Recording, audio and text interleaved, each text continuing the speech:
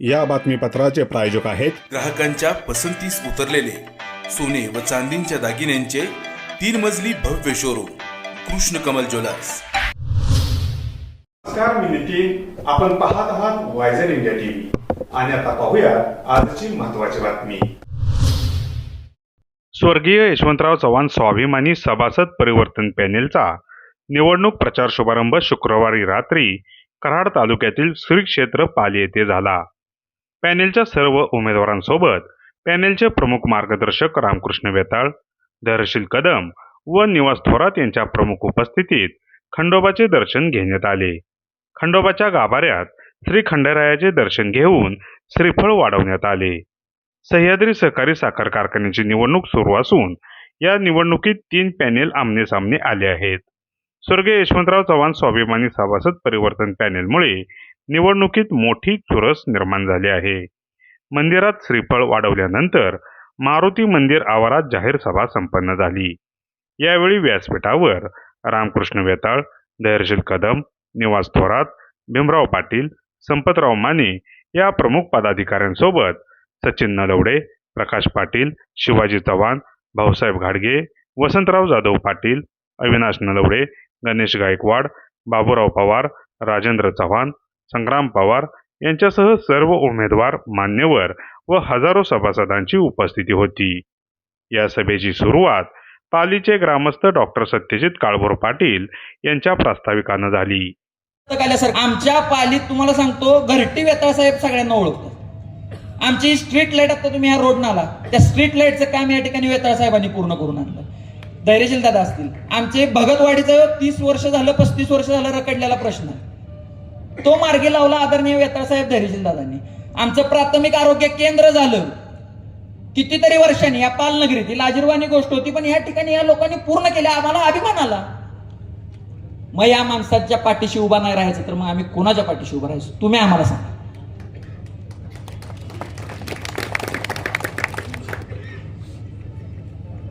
आज तुम्ही या ठिकाणी आम्हाला प्रश्न विचारता की हा विरोध कुणासाठी?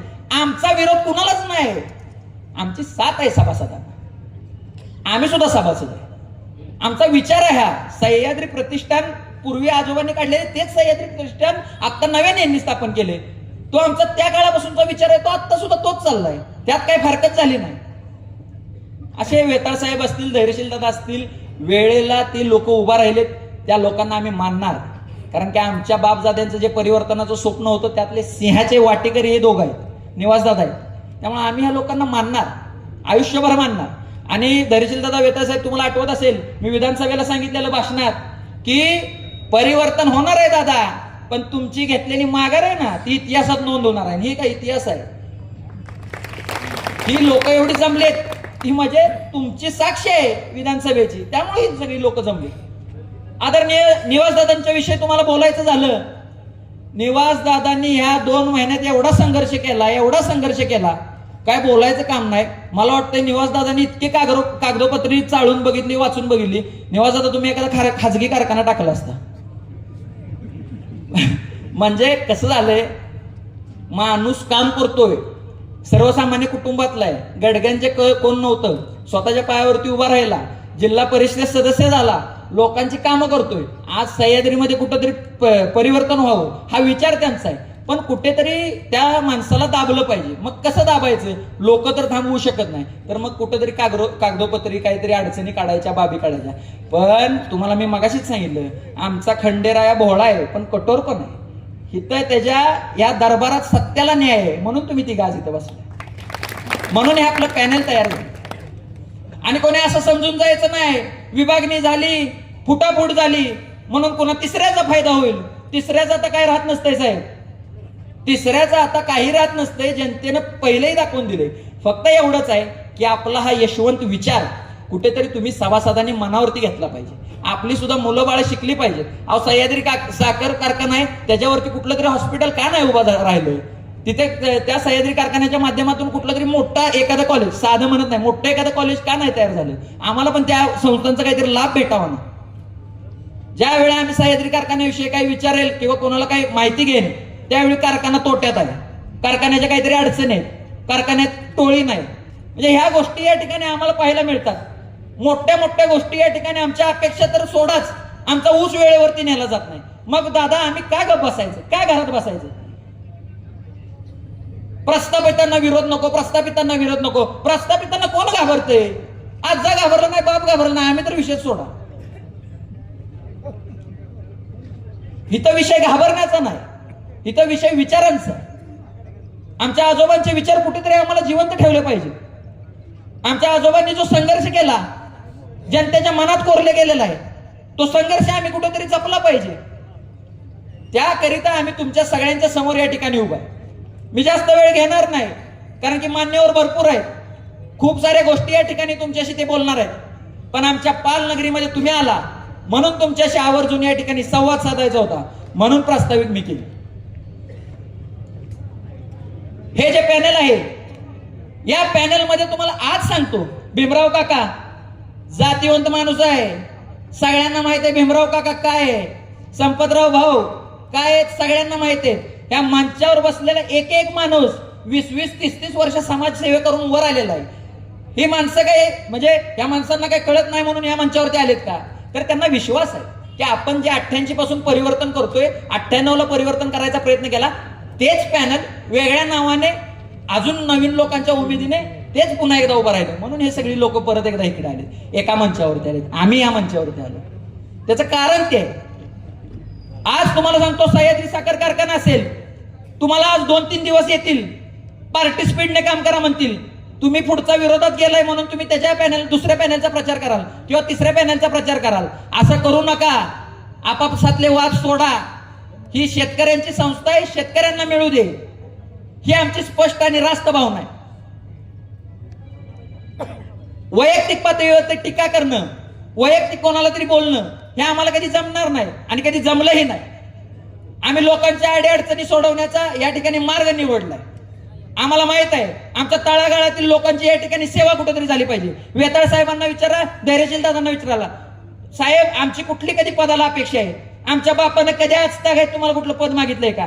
का आम्ही कुठला आमिष दाखवलं, आमिष आमच्या मनात निर्माण झाले का? कधी आम्ही तुम्हाला मोठेपणा मागितला? अरे असलं निवृत्ती काकाचं रक्त नाही, नेतत तयार करण्याचं रक्त आहे आमचं. तुमच्या माहितीसाठी सांगतो, त्या गोष्टीचा भीमा काका आम्हाला अभिमान आहे. काय झालंय सांगतो, आत्ताची 2 पॅनल आहेत, त्या 2 पॅनलचे आमच्या गावातले जे उमेदवार आहेत, हे दोन्ही उमेदवार आमचे आजोबा स्वर्गीय काकासाहेब काळभोर पाटलांच्या तालमीत तयार झालेले आहेत. याचा आम्हाला अभिमान आहे. आणि आमच्या आजोबांनी नेते तयार केले, कार्यकर्ते तयार केले नाहीत. 35 वर्ष आमच्याशी एकनिष्ठ होतं काका, एक कुटुंब. 20 वर्षांनी आमची ग्रामपंचायतीची सत्ता आली. आम्ही 35 वर्ष एकनिष्ठ असलेल्या कुटुंबातील प्रथम महिला सरपंच या ठिकाणी सुनीताताई गाडगे केल्या. कधी मोह दाखवलं नाही. आमच्यावर एकनिष्ठ असलेले तरुण तडफदार प्रशांतजी दळवी या ठिकाणी यात्रा कमिटी चेअरमन आहेत. आम्ही कधी म्हणलं नाही आमच्या घरात पद असावं. आमच्याच भावकीतील आम्हाला खांद्याला खांदा देऊन लढणारे सुनील नाना काळभोर यांना या ठिकाणी उपसरपंच केलं. कुठला मोह या 20-25 वर्षात पाली गावानं सांगायचा की आमच्या कुटुंबानं दाखवलाय पदाचा आणि कुठला स्वार्थाचा? आम्हाला मोह नाही, आम्हाला जनसेवा करायची आहे. आज जर आमचा पदाच्या मागे पळत गेला असता तर आता आम्हाला तुम्ही कोणी विचारलं सुद्धा नसतं. पण त्या काळात पदाला लाथ मारून जनसेवेचा मार्ग स्वीकारलाय, म्हणून आज तुम्ही ही किंमत आम्हाला देताय आणि हाच मार्ग आम्ही इथून पुढे निवडणार. आज या ठिकाणी पाली तुम्हाला सांगायला झालं दादा, कधीच या ठिकाणी आम्ही कोणत्याही संधीला बळी पडलो नाही, कोणत्याही मोहाला बळी पडलो नाही. मोहाला बळी पडलो असतो तर तुमच्या आत्ता स्टेजवर नसतो. आम्ही विचारांचा लढा उभी करणारी माणसं आहे. परिणामाची चिंता आम्ही करत नाही. परिणाम काय होणार ती जनता ठरवणार आहे. जनता आपल्या पाठीशी आहे. एवढंच सांगतो शेवटला. आदरणीय धैर्यशील दादा असतील, आदरणीय वेताळ साहेब असतील, आदरणीय निवास दादा असतील, आदरणीय भीमा काका असतील, आदरणीय संपतराव भाऊ असतील, या सगळ्यांच्या पाठीशी या ठिकाणी आपण या घडीला उभं राहणं गरजेचं आहे. 6 ते 7 दिवस आता राहिलेत. सगळ्यांनी जीव तोडून प्रयत्न करा आणि हे पॅनल या ठिकाणी कुठेतरी निवडून आणायचं काम स्वर्गीय यशवंतराव चव्हाण सह्याद्री स्वाभिमानी सभासद परिवर्तन पॅनल याच्या विमान चिन्हापुढे सर्वांनी शिक्कामोर्तब करा. विमानात बसून आपण सह्याद्रीला जायचं.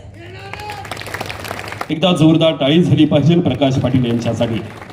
पहिल्यांदा तुमच्याकडे झाले असतील 2 सभा मी ऐकले कुठेतरी. आता आमचंही मोबाईल साधा असल्यामुळे त्यात येत नाही की याव करू त्याव करू अमकं करू तमकं करू, काय नाही. मी ऊस उत्पादक सभासद आहे, पण ऊस तुम्ही आमचा नेताय कसा. माझा स्वतःचा ऊस 22-23च्या सीझनला नोंदला, दुसरा शेजाऱ्याचा नोंदला. त्याचा मला माहिती होतं की त्याचा माझ्या अगोदर 2 महिने ऊस अगोदर लागलाय, म्हणजे अडसाली होता. माझा 2 महिन्यानं मागणं लागला. ह्या फकड्यानं तोड मला दिली बरं का. मी जरा चक्रावलो, तोड मला दिली. पुन्हा गाडीवान आल्यावर म्हटलं चल, तवर गाडीवानाला फोन आला की त्याची नोंद नाही तर तोडू नकस. आता तेव्हा म्हटलं, मी त्याला विचारलं, म्हटलं तुला आवाज कसं, माझं नाव कोणी दिलं. म्हटलं त्यानंच दिले. बरं म्हटलं नसू दे, नोंद नसली तर जा. मग मी जरा चिकाटीचा कलाकार आहे. मी आदल्या मधल्या म्हणजे फुटानेसनी भेटत नाही, डायरेक्ट गेलो शेती अधिकाऱ्यापाशी. म्हटलं साहेब या, म्हटले गेटकेंचं साहेब, मी बी लई गुराळात काम केलंय त्यामुळं मला अनुभव ह्यातल्या यायला लाड्या. तर मी म्हटलं साहेब ही काय भानगड आहे. मग त्यांनी त्याला बोलले, म्हटले नोंद नाही. तर म्हटले साहेब म्हटले पाटील तुम्ही नोंदच केली नाही. अहो म्हटलं हे काय मोबाईल, ज्याच्या मोबाईलनं फोटो काढला होता तो नेला होता मी मोबाईल, कारण ती उघडाय मला येत नाही. म्हटलं ही तुम्हीच उघडून बघा त्यात नोंद आहे का. तर नोंद निघाली. मग त्यानं काय सांगावं की त्याला वाट नाही. आता माझं वावर आधांतरी हे वाट नाही. तर म्हटलं काय भानगड आहे वाट नाही. तर शेती अधिकारी म्हणजे बघा पाटील वाट नाही. म्हटलं वाट नसली तर ऊस पेटवून देईन, बिन ट्रॅक्टर लावता गाडी निघल, ह्यो माझा शब्द आहे. त्यानं किती भरू द्या, गाड्या किती देऊ. तर म्हणले मी म्हटलं 11 द्या. म्हणले मुस्लिम बॉय म्हटला इतका ऊस भरणार नाही. म्हटलं माझा ऊस आहे का ह्याचा आहे, नाही भरल्या तर मी सगळी तोडणी वाहतूक तुम्हाला मोफत त्या बिलातनं कापून घ्या. साहेबाला मी परीक्षा बघायची होती, हायट अजून साहेब त्यांनी मला तोड दिली. त्या 11 गाड्या भरून गेल्या बिन ट्रॅक्टरनं वडता. पण मी बी जरा म्हणजे इलास काकाच्या पार्टीत तयार झालेला माणूस, मला बी कळतं. मी त्या शेजारच्या मांडवात गेलो. या पाटील म्हणले जरा जेवाय बसलो, जेवाय बसा. आता मला बी जरा टाइमपास पाहिजे, तो बसलो जेवाय. पाटील तुमच्या उसाला तोड कशी आली. तर म्हटलं कारखान्याकडं कोयत्यानंच आली आहे की. कशी आली म्हणजे. अहो म्हटले तुमच्या अगोदर आमचा ऊस व्हायच होय. म्हटले 1 महिना 27 दिवस लागला होता. तर म्हटले ही काय भानगड आहे. ही म्हटलं निष्ठावंताचा कोटा तुमचा आहे. नरदेव पाय दिला तरी चिरत नाही, मरत नाही. आम्ही लगेच दांडकं काढणार विरोधातले. मग म्हणजे पाटील आता आपला ऊस कसं जाईल. लगेच जाईल की, कुठं देत आहे. तुम्हाला तोडच पाहिजे का, मी तुम्हाला उद्या तोड आणतो. मग मी त्या जेवण शुगरच्या मुंगळ्यावाल्याला फोन केला. म्हटलं 4 मुंगळे येऊ दे, 700-800 टनाचं काम आहे. ती 2 तासात आलं. सुरुवात झाली. म्हणजे ही नोंदीची बॉम्ब आपल्या तारखेचा रकाना मोकळा ठेवायचा आणि पुढचं रेटायचं. त्याचं गाव नाव आलं काय लगीन करायचं आहे, आमचा ऊस नोंदवायचा. ही झाली बॉम्ब. आता जी कामगार आहे ती मी सुद्धा कारखान्यात काम केलंय, त्यामुळे मला माहिती आहे ह्यातलं कामगार 88% चांगलंच कामगार आहे. फक्त 12% जे आहे ती नाही त्याला वाटतंय मी कोणतरी आहे वय. त्या 12%च्या ह्याच्यावर चालतंय सगळं. हे आता कोणी परमनंट नाही काय नाही. तसा त्या कामगारावर आणले आहे साहेब. पगार देत आहे म्हणजे फुकट देत नाही. ती 8 तास रगात घाम करते, म्हणजे घामाचं रगात करते. त्यामुळं ह्यो सगळा अन्याय हाय का तर हाय. तर त्या बेतानं आपण चालायचं. कामगारावर कुणीश घेऊ नका, कामगाराला काय बोलू नका. मी कामगार विभाग उचलतो. तुम्ही मी विधानसभेला सांगितलं होतं या कालच्या ओगलेवाडीच्या सभेत, बरोबर का काका, की कामगाराचा विषय माझ्याकडे येतात, त्या गरीबाला ह्यात चिंगरू नका. पण आता कसं झालंय, आमच्याकडे एक सारखी फुस सुटती. 2 पॅनेल असल्यामुळं घोळ होती. आत्ता जायला म्हटलं आता कशाचा घोळ होती. मग मी जरा चिकाटीचं आहे. म्हटलं घोळ म्हणजे काय. तर म्हणजे उंडाळकर काकांचा गट त्या पॅनेलला पाठिंबा दिलाय. तर म्हटलं बाबा मी आमचे नामदेव पाटील वारुंजीकर त्यांच्या त्या फ्लॅटवर काय म्हणायचं त्याला कोणाला इंग्लिश शब्द आहे, तिथं मेळावा होता, निवासनं घेतला होता. त्यावेळेला मी छाती टोपणे सांगितलं होतं की ही काळीच फाटलं तर आत उंडाळकर दिसेल, दुसरा नाही कोण दिसणार. ही छाती टोपणे मेळावा बाबा गटांचा आमच्या. पण मी छातीटोपपणे सांगितलं होतं, त्यामुळे ह्यासनी उंडाळकर गटच माहित नाही की गडी किती आहे ती आपल्याकडे, त्यातलं खुर्चीत किती आहे ती, खायलं कार्यकर्ता किती आहे ती. ही 200 रुपयात 28 दिवस किती मी बोंबालतं डबड, मी रोज तोच उद्योग करतो. सावध आहेस का? त्यो बसल खुर्चीत ना आपलं मरानी. आता उद्यापासून मोकळा चालू आहे बघा, त्याच उद्योग आहे तर फटाफटीचा प्यालेल किती ह्याचा प्रश्न नाही. आता मी सभेला अगोदर आलोय, मला एक चांगली ह्यातली 400 माणसं भेटली ती मला माहिती आहे सभासद कोण आहे. काल परवा झालं निम्मी बिन सभासद. कलाकार म्हणजे नाचणारा कलाकार त्याच्यात सभासदच नाही. आमच्या गावातली 2-4 आली होती, म्हटलं आबा म्हणते लय मोठा कार्यक्रम, तुझ्या म्हटलं घरात सभासद कोण आहे, कुठलं कोण आहे म्हटलं नावावत झालं नाही. मग म्हटलं कशाला वर पाय गेला होताच वय बरं का. त्यामुळं बघा, आणि आता माझं सगळं हाणलंय डॉक्टरांनी भाषेल. मी इलाज काकांचा 48 वर्षा कार्यकर्ता आहे. मी काकांच्या वर काळभर तात्याकडे यायचो. मला पहिल्यापासून हे नाद आहे, गाडीत घेणार तरी तसंच घुसून बसायचं, म्हणजे ही सवय होती. त्यामुळं मला माहिती आहे उंडाळकरांचं कोण कार्यकर्ता. नेतं जाऊ द्यावं, आम्ही कार्यकर्ता आहे, तुम्ही त्याला भेऊ नका. मतदार आम्ही आहे, आणि नेतं सुद्धा जातील आदल्या दिवसापर्यंत तवर मी शाबूत करतो आम्ही. कारण पुन्हा गिराईक कुठला आणायचं, पुन्हा खायलं कार्यकर्ते कुठनं आणायचं ही अडचण आहे. त्यामुळं ही फूट झाली काय झाली असं नाही. आणि किंवा पिरोळा सुटलाय. आम्ही निष्ठावंतांना तिकीट दिलीत. कुणाला तर आमच्या भिकुनानाच्या पोराला, आमचा अण्णा वागावकर, अमृतराव माझे काका आहेत, मावशीचे मालक आहेत बरं का, ह्यांना तिकीट आम्ही दिली. ठीक आहे दिली. आम्ही पहिलं इलाज काका आम्ही म्हणजे शेतकरी पॅनेल लढवलं होतं भिकुनाना आम्ही. त्यावेळेला माझे चुलते उमेदवार होते, 37 मतानं पडली होती.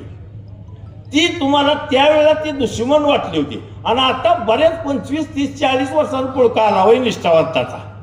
त्यातलं कोण आहे का? नाना असतं तर बुटच काढला असता, विकून आणाच पाहिजे, कारण बंडखोर होतं.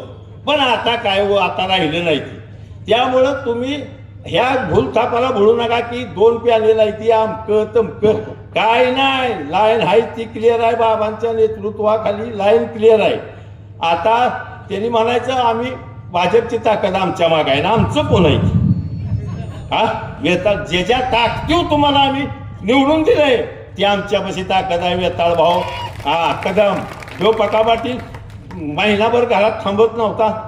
मोठा मी मोरारची बाईक असं असल्याकडे मला 40 फोन दिवसात यायचा, गाबड्याचं चार्जिंग 2दा उतरायचं. आणि आता मला गिराईकच नाही बरं का. हाईस काम येणार कोणाच ठाऊक, मलाच फोन नाही.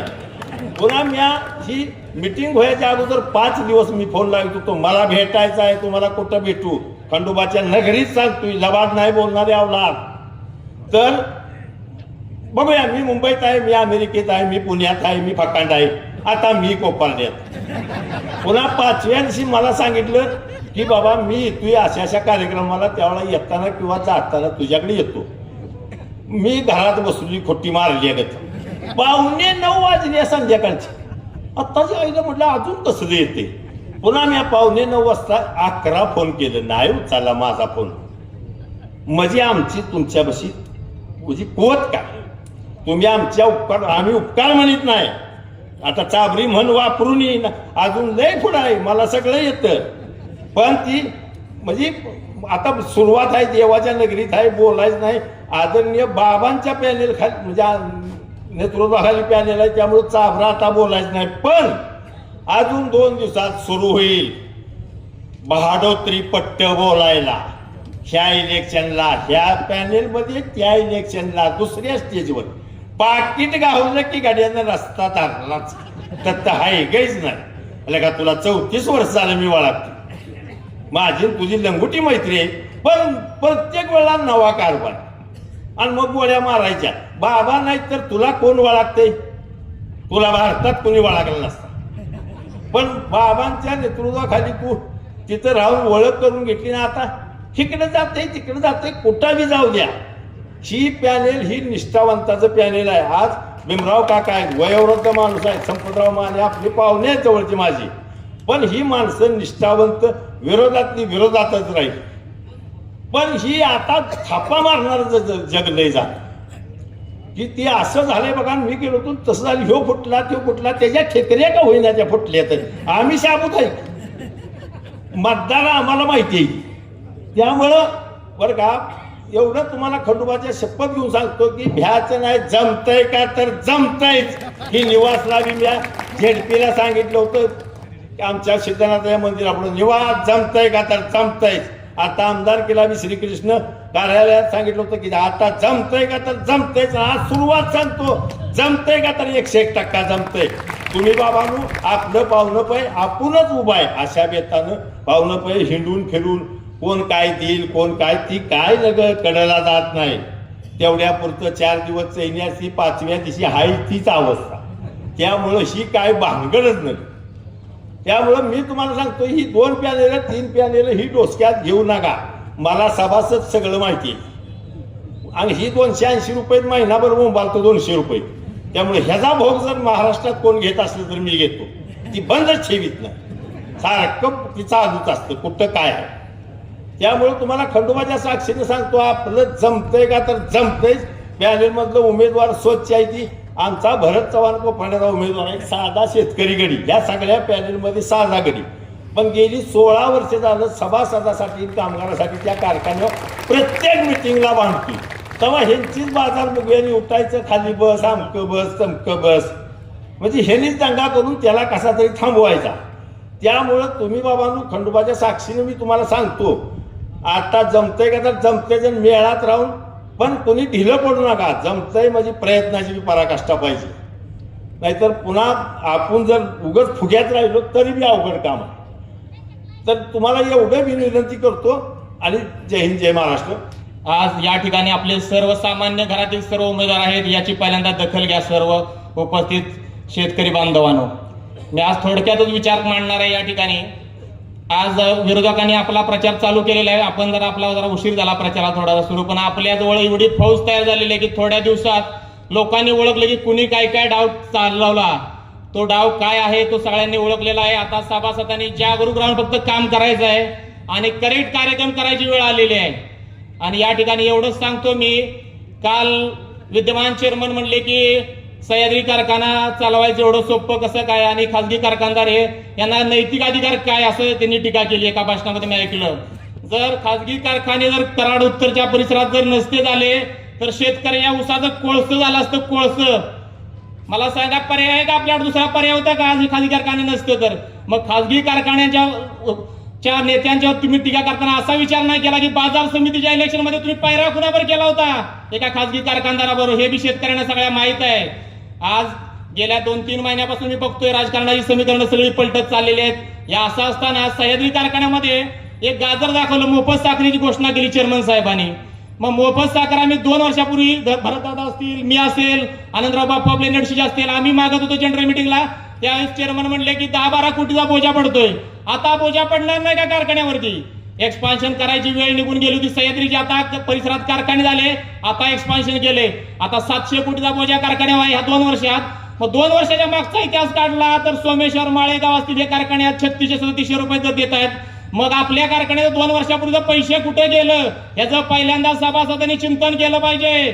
खरा भ्रष्टाचार कुणी केला ह्याचं आता आठवणीने जागा राहून काम केलं पाहिजे. आणि हे काय सांगतात की आम्ही लगेच नवीन पॅनेल झालं, तिरंगी 3 रंग झालंय, काय नाही. आता सगळ्यांनी ओळखलेलं आहे, विमान आपलं उडतंय. आणि पका पाटलांनी सांगितलेलं आहे काय चाललंय ग्राउंड लेवलला. 1 तारखेला लागण केली जून महिन्यात, तर त्याची नोंद 15 जुलैला. 15 जुलैला केली तरी 15 जुलैलाच. म्हणजे काय प्रोग्राम नाही, सिस्टीम नाही. आणि म्हणायचं सह्याद्री पॅटर्न महाराष्ट्रात उच्चांकी दर देण्यामध्ये सगळी फेमस आहे, सगळं आहे. पॅटर्न बिटर्न काय नाही. यांच्या मागणं झालेला सोनहिरा कारखाना 25 वर्षापूर्वी झालेला कारखाना यांच्या पुढे कितीतरी गेलेल्या पटीनं आहे. का तर त्यांनी बाय प्रोडक्ट्स असतील, सीएनजी गॅस असेल, बायोगॅस असेल, अनेक प्रोजेक्ट त्यांनी उभारले, इथेनॉलचे असतील. आपल्या कारखान्यात सगळं चाललंय, डील काम चाललेलं आहे.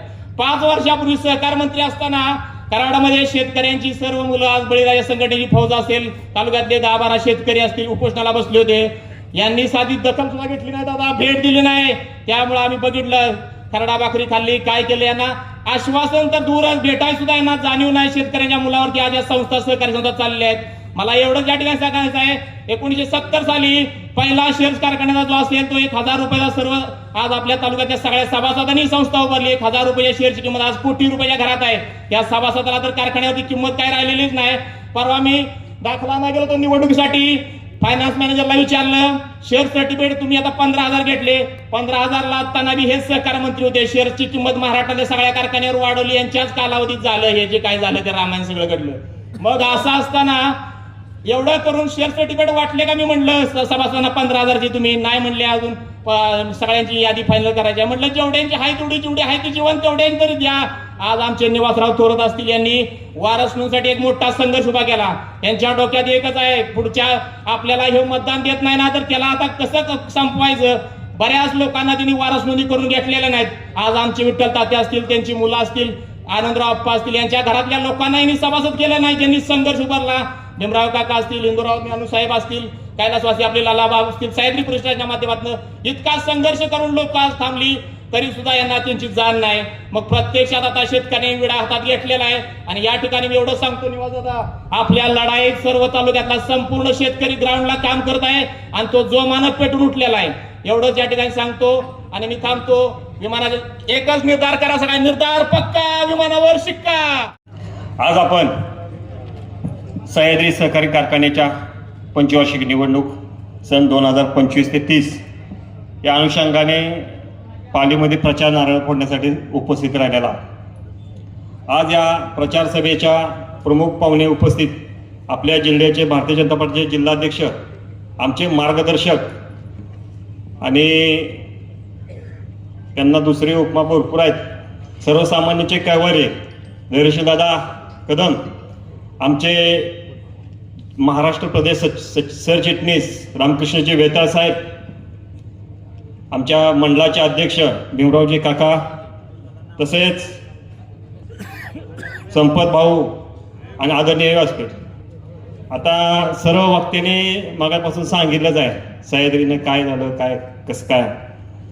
मला एवढंच सांगायचं आहे, प्रत्येक माणसाची उंची बघून एकमेकावर टीका करावी.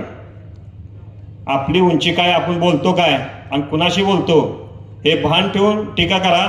आम्हाला आमच्या नेत्याने सांगितलंय कुणावर टीका करू नका. आमचं ध्येय फक्त एकच आहे, सह्याद्री सहकारी साखर कारखान्यामध्ये परिवर्तन घडवून आणायचं आहे आणि ते आम्ही घडवून आणणार आहे. एवढंच थांबतो, बोलतो आणि थांबतो. जय हिंद, जय महाराष्ट्र. मी शेतकरी आहे.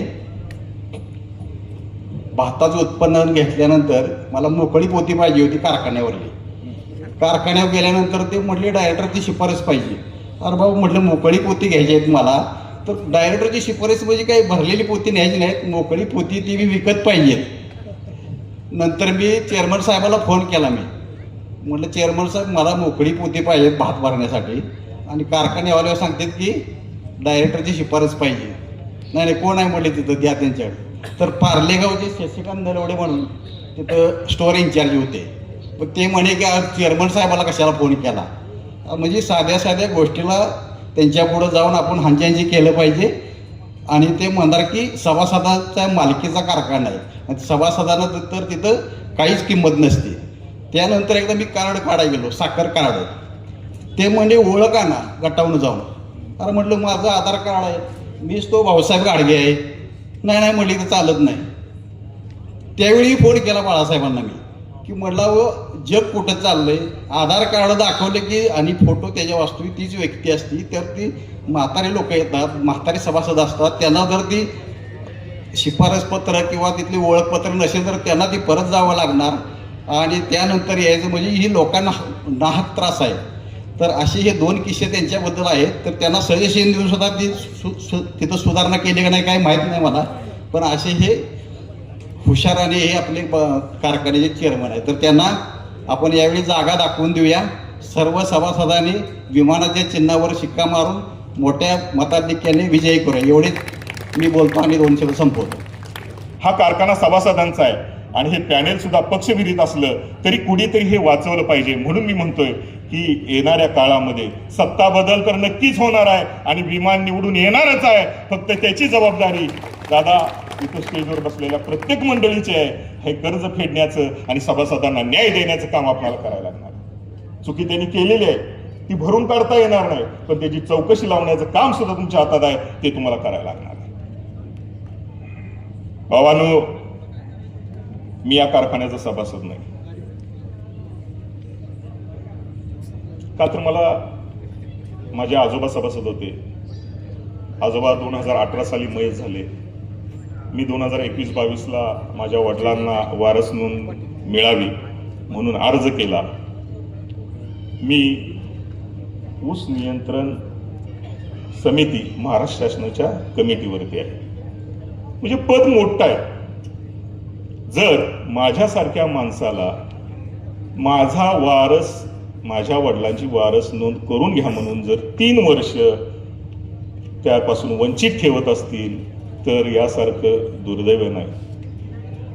मला म्हटले पहिल्यांदा तुमचा ऊस आला नाही. ठीक आहे, मी अल्पभूधारक शेतकरी आहे, म्हणजे जमीन काय मला जास्त नाही, 2.5 एकर जमीन आहे. यात मी कृष्णेचा पण सभासद आहे, भाव आहे. थोडा ऊस घालवायला लागतो. वडिलांच्या नावे त्यावेळी सांगितल्यानंतर एक 6 गुंठ्याचं आमचं क्षेत्र आहे, तिथला ऊस मी आपल्याला त्यांना घालवला. त्याच्या पुढच्या वर्षी आणखीन एक 8-10 टन ऊस घालवला आणि यावेळी सुद्धा मी एक 10-15 टन ऊस घालवला. म्हटलं आता काय अडचण आहे, नाही जरा थांबा, इलेक्शन लागले. अरे 3 महिने होते तरीही अजूनही त्याच्यावरती निर्णय झालेला नाही. इथं बसणाऱ्या प्रत्येकाच्या घरातील किंवा जे कोणी आता व्हॉट्सअपवरती ऐकतील, युट्यूबवरती ऐकतील, एका घरात एक सभासद नसतो, 2-2, 3-3 सभासद असतात. त्याच घरातल्याला जर एखाद्याला डावललं असेल तर बाकीच्या 2 सभासदांनी लक्षात ठेवायचं आहे. येणाऱ्या काळात विमानाच्या समोरच शिक्का मारायचा आहे आणि 1 महिन्याच्या आत तुमच्या सर्वांची वारस नोंद करून घ्यायचं काम दादा तुम्हाला आम्हाला करावं लागणार आहे. अजून बोललं जातं की खाजगी कारखाने झाले, खाजगी कारखाने झाल्यामुळं आपल्याकडे ऊस येणं कमी झालं. अहो, खाजगी कारखाने वाढले का? ज्यावेळी एखादा पुढचा माणूस ना करता असतो, म्हणजे समजा एखादा हॉटेल आहे, 4-5 हॉटेल आहेत, एखाद्या हॉटेलमध्ये जर चांगलं मिळत नसेल, दुसऱ्या हॉटेलमध्ये चांगलं मिळत असेल तर गर्दी कुठं होती? चांगल्या हॉटेल होणार ना. म्हणजे तुमचा आचार्य चांगला ना, तुम्ही चांगलं चालवत नाही तर लोक कशी येतील? लोकांना एकच असतं, माझा ऊस वेळेत गेला पाहिजे, कारण मार्चपर्यंत त्याला त्याची सोसायटी भरायची असते, सोसायटी फेडायची असते. प्रत्येकाला वाटतंय की ऊस माझा वेळेत गेला पाहिजे, म्हणून त्यांनी आज तुमच्याकडून दुसरीकडे ऊस घालवला. ठीक आहे, मला म्हणजे याच्यावरती बोलीन, वेळेअभावी जास्त बोलता येणार नाही. फक्त अजून एक त्यांचा मुद्दा आहे की काहीतरी म्हणतात ते साखर कारखान्याच्या पुढं आम्ही 1 वर्ष जास्त ऊस उत्पादन झालं म्हणून पोती लावलेली होती आणि त्यामुळे कोणीतरी त्यांना विचारलं, अहो त्यामुळे बिल्डिंग दिसेना. चुकीचं आहे. हा, बरोबर बोलला. हा प्रश्न मीच त्यांना केलेला होता की तुम्ही जी पोती पुढे ठेवलेली आहे त्यामुळे बिल्डिंग नाही दिसत. ज्यांच्या नावाने आपण राजकारण करतो, हा महाराष्ट्र सगळा यशवंतराव चव्हाण साहेबांचं नाव घेतो आणि समाजकारण करतो, त्यांचा पुतळा त्या पोत्याच्या मध्ये होता म्हणून सभासदांचा जीव तुटत होता, म्हणून या सभासदांचा जीव तुटत होता, बाकी कशासाठी नाही. आणि तुम्ही मात्र आज सांगताय की कारखान्याची बिल्डिंग दिसत नव्हती. अहो, कारखाना आमचा आहे, आम्हाला दिसला काय ना दिसला काय, फक्त तो चालला पाहिजे एवढीच आमची प्रामाणिक इच्छा आहे. दुसरे काय दादा, 3260 रुपये दर दिला. त्यावेळी सांगितलं जातंय बरं का भाऊ की 3260 रुपये आम्ही दर दिला, कारण त्यावेळी ऊसाचा दर चांगला मिळाला, म्हणजे ऊसाला साखरेला दर चांगला मिळाला, त्यामुळे आम्ही 3260 रुपये दिला. पण 3260 रुपये दर तुम्ही कधीही अहवाल काढून बघा, 3260 मधलं 260 काय तुमच्या खात्यावर नाही आलं. ते वर्ग झालेलं होतं, तुम्हाला फक्त 3025 रुपये मिळालेलं होतं. अजून जरी जाऊन अहवाल बघा, तुम्हाला सर्व पैसे दिलेले नाही, तर ते पैसे परत ठेवीकडे गेले. अजून एक विषय होता, भरतदादा आम्ही आंदोलन केलं, सुदाम तात्या होते, शिवाजीराजे होते, 2013-14 साली त्यांनी अहवालात लिहिलेलं होतं एवढी आम्ही रक्कम दिली. मला एक सवय आहे आलेलं बिल बघायचं. मी माझ्या आजोबांचं सगळी बिलं काढून घेतली, 3 हप्ते त्यावेळी होत होते, 3 हप्त्यांची बेरीज केली. अरे अहवालात लिहिलेला आकडा एक आहे ना, अजून 99 रुपये कमी आहेत, गेलं कुठे 99 रुपये? आम्ही त्यासाठी दादा असतील, आम्ही असतील, सगळ्यांचा कारखाना विचारावं 99 रुपये ह्याच्यात कमी आहेत, तुम्ही तर म्हणताय सगळा दर दिलाय, माझ्याकडून काही चुकून झाली काय? नाही म्हणजे आम्ही तर सगळा दर दिला. दादा परत मी बिलं चेक केली, परत 99चा फरक येतोय.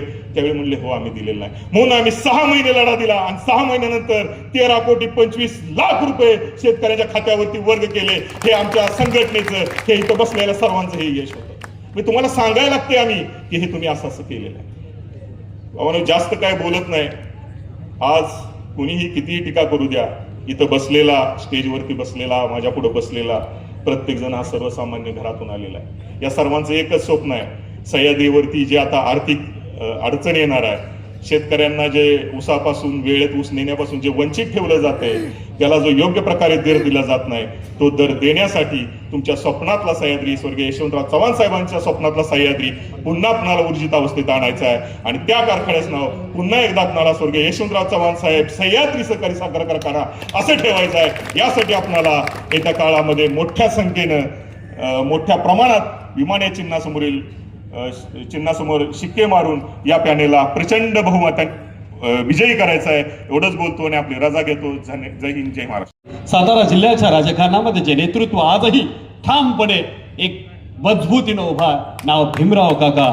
आपणास बोलतात, एकदा जोरदार टाळी झाली पाहिजे काकांसाठी. टाळी कशी वाजवायची? एकदा हात वरती, जोरदार टाळी आदरणीय भीमराव काकांसाठी. माझ्या अगोदर या ठिकाणी या निवडणुकीच्या संदर्भातली पार्श्वभूमी या ठिकाणी सांगितली. खरं तर मी या ठिकाणी पहिल्यांदा या गावचे सुपुत्र आणि स्वर्गीय निवृत्ती काकांचे नातू डॉक्टर सत्यजित पाटील यांचं मनापासून कौतुक करतो. कारण डॉक्टर सत्यजित पाटलांच्या मुळं त्यांनी जे मनोगत व्यक्त केलं, त्या मनोगतामुळं आम्हाला सुद्धा या ठिकाणी त्यावेळेपासून देत असलेल्या लढाईची आठवण निश्चित या ठिकाणी झाली. आणि वस्तुस्थिती खरे, त्या काळातली ज्यावेळेला सुरुवात झाली, आमची राजकीय आयुष्यामध्ये सुरुवात होत असताना सह्याद्री प्रतिष्ठानच्या माध्यमातून या ठिकाणी निवडणुकीला सामोरं जात असताना काकांचा त्या वयामधला जोश आणि जोम बघितल्यानंतर आमच्यासारख्या तरुण कार्यकर्त्यांना सुद्धा एक जोश येत होता. खरं तर गेले अनेक वर्षे सह्याद्री प्रतिष्ठानच्या माध्यमातून या ठिकाणी सभासदांच्या हितासाठी लढा देण्यामध्ये या व्यासपीठावरचे अनेक जण या ठिकाणी उपस्थित आहेत. खरं तर या ठिकाणी कारखान्याच्या माध्यमातून आत्ता सचिन नलोड्याने किंवा माझ्या अगोदरच्या वक्त्यांनी आढावा घेतला आणि वस्तुस्थिती खरे. आज आपल्या कारखान्यावर जी कर्ज झालेलं आहे, आता परत सगळ्या शब्दांची पुनरावृत्ती करत नाही, परंतु या ठिकाणी जे कर्ज झालेले आहे त्या कर्जाची आता जर परिस्थिती बघितली तर 3 वर्षे त्या कर्जाला पूर्ण झाली घेऊन आणि अजून एक्सपान्शन ज्या ह्याचं कामासाठी जे कर्ज घेतलं त्यामधनं अजून उत्पादनसुद्धा सुरू झालेलं नाही.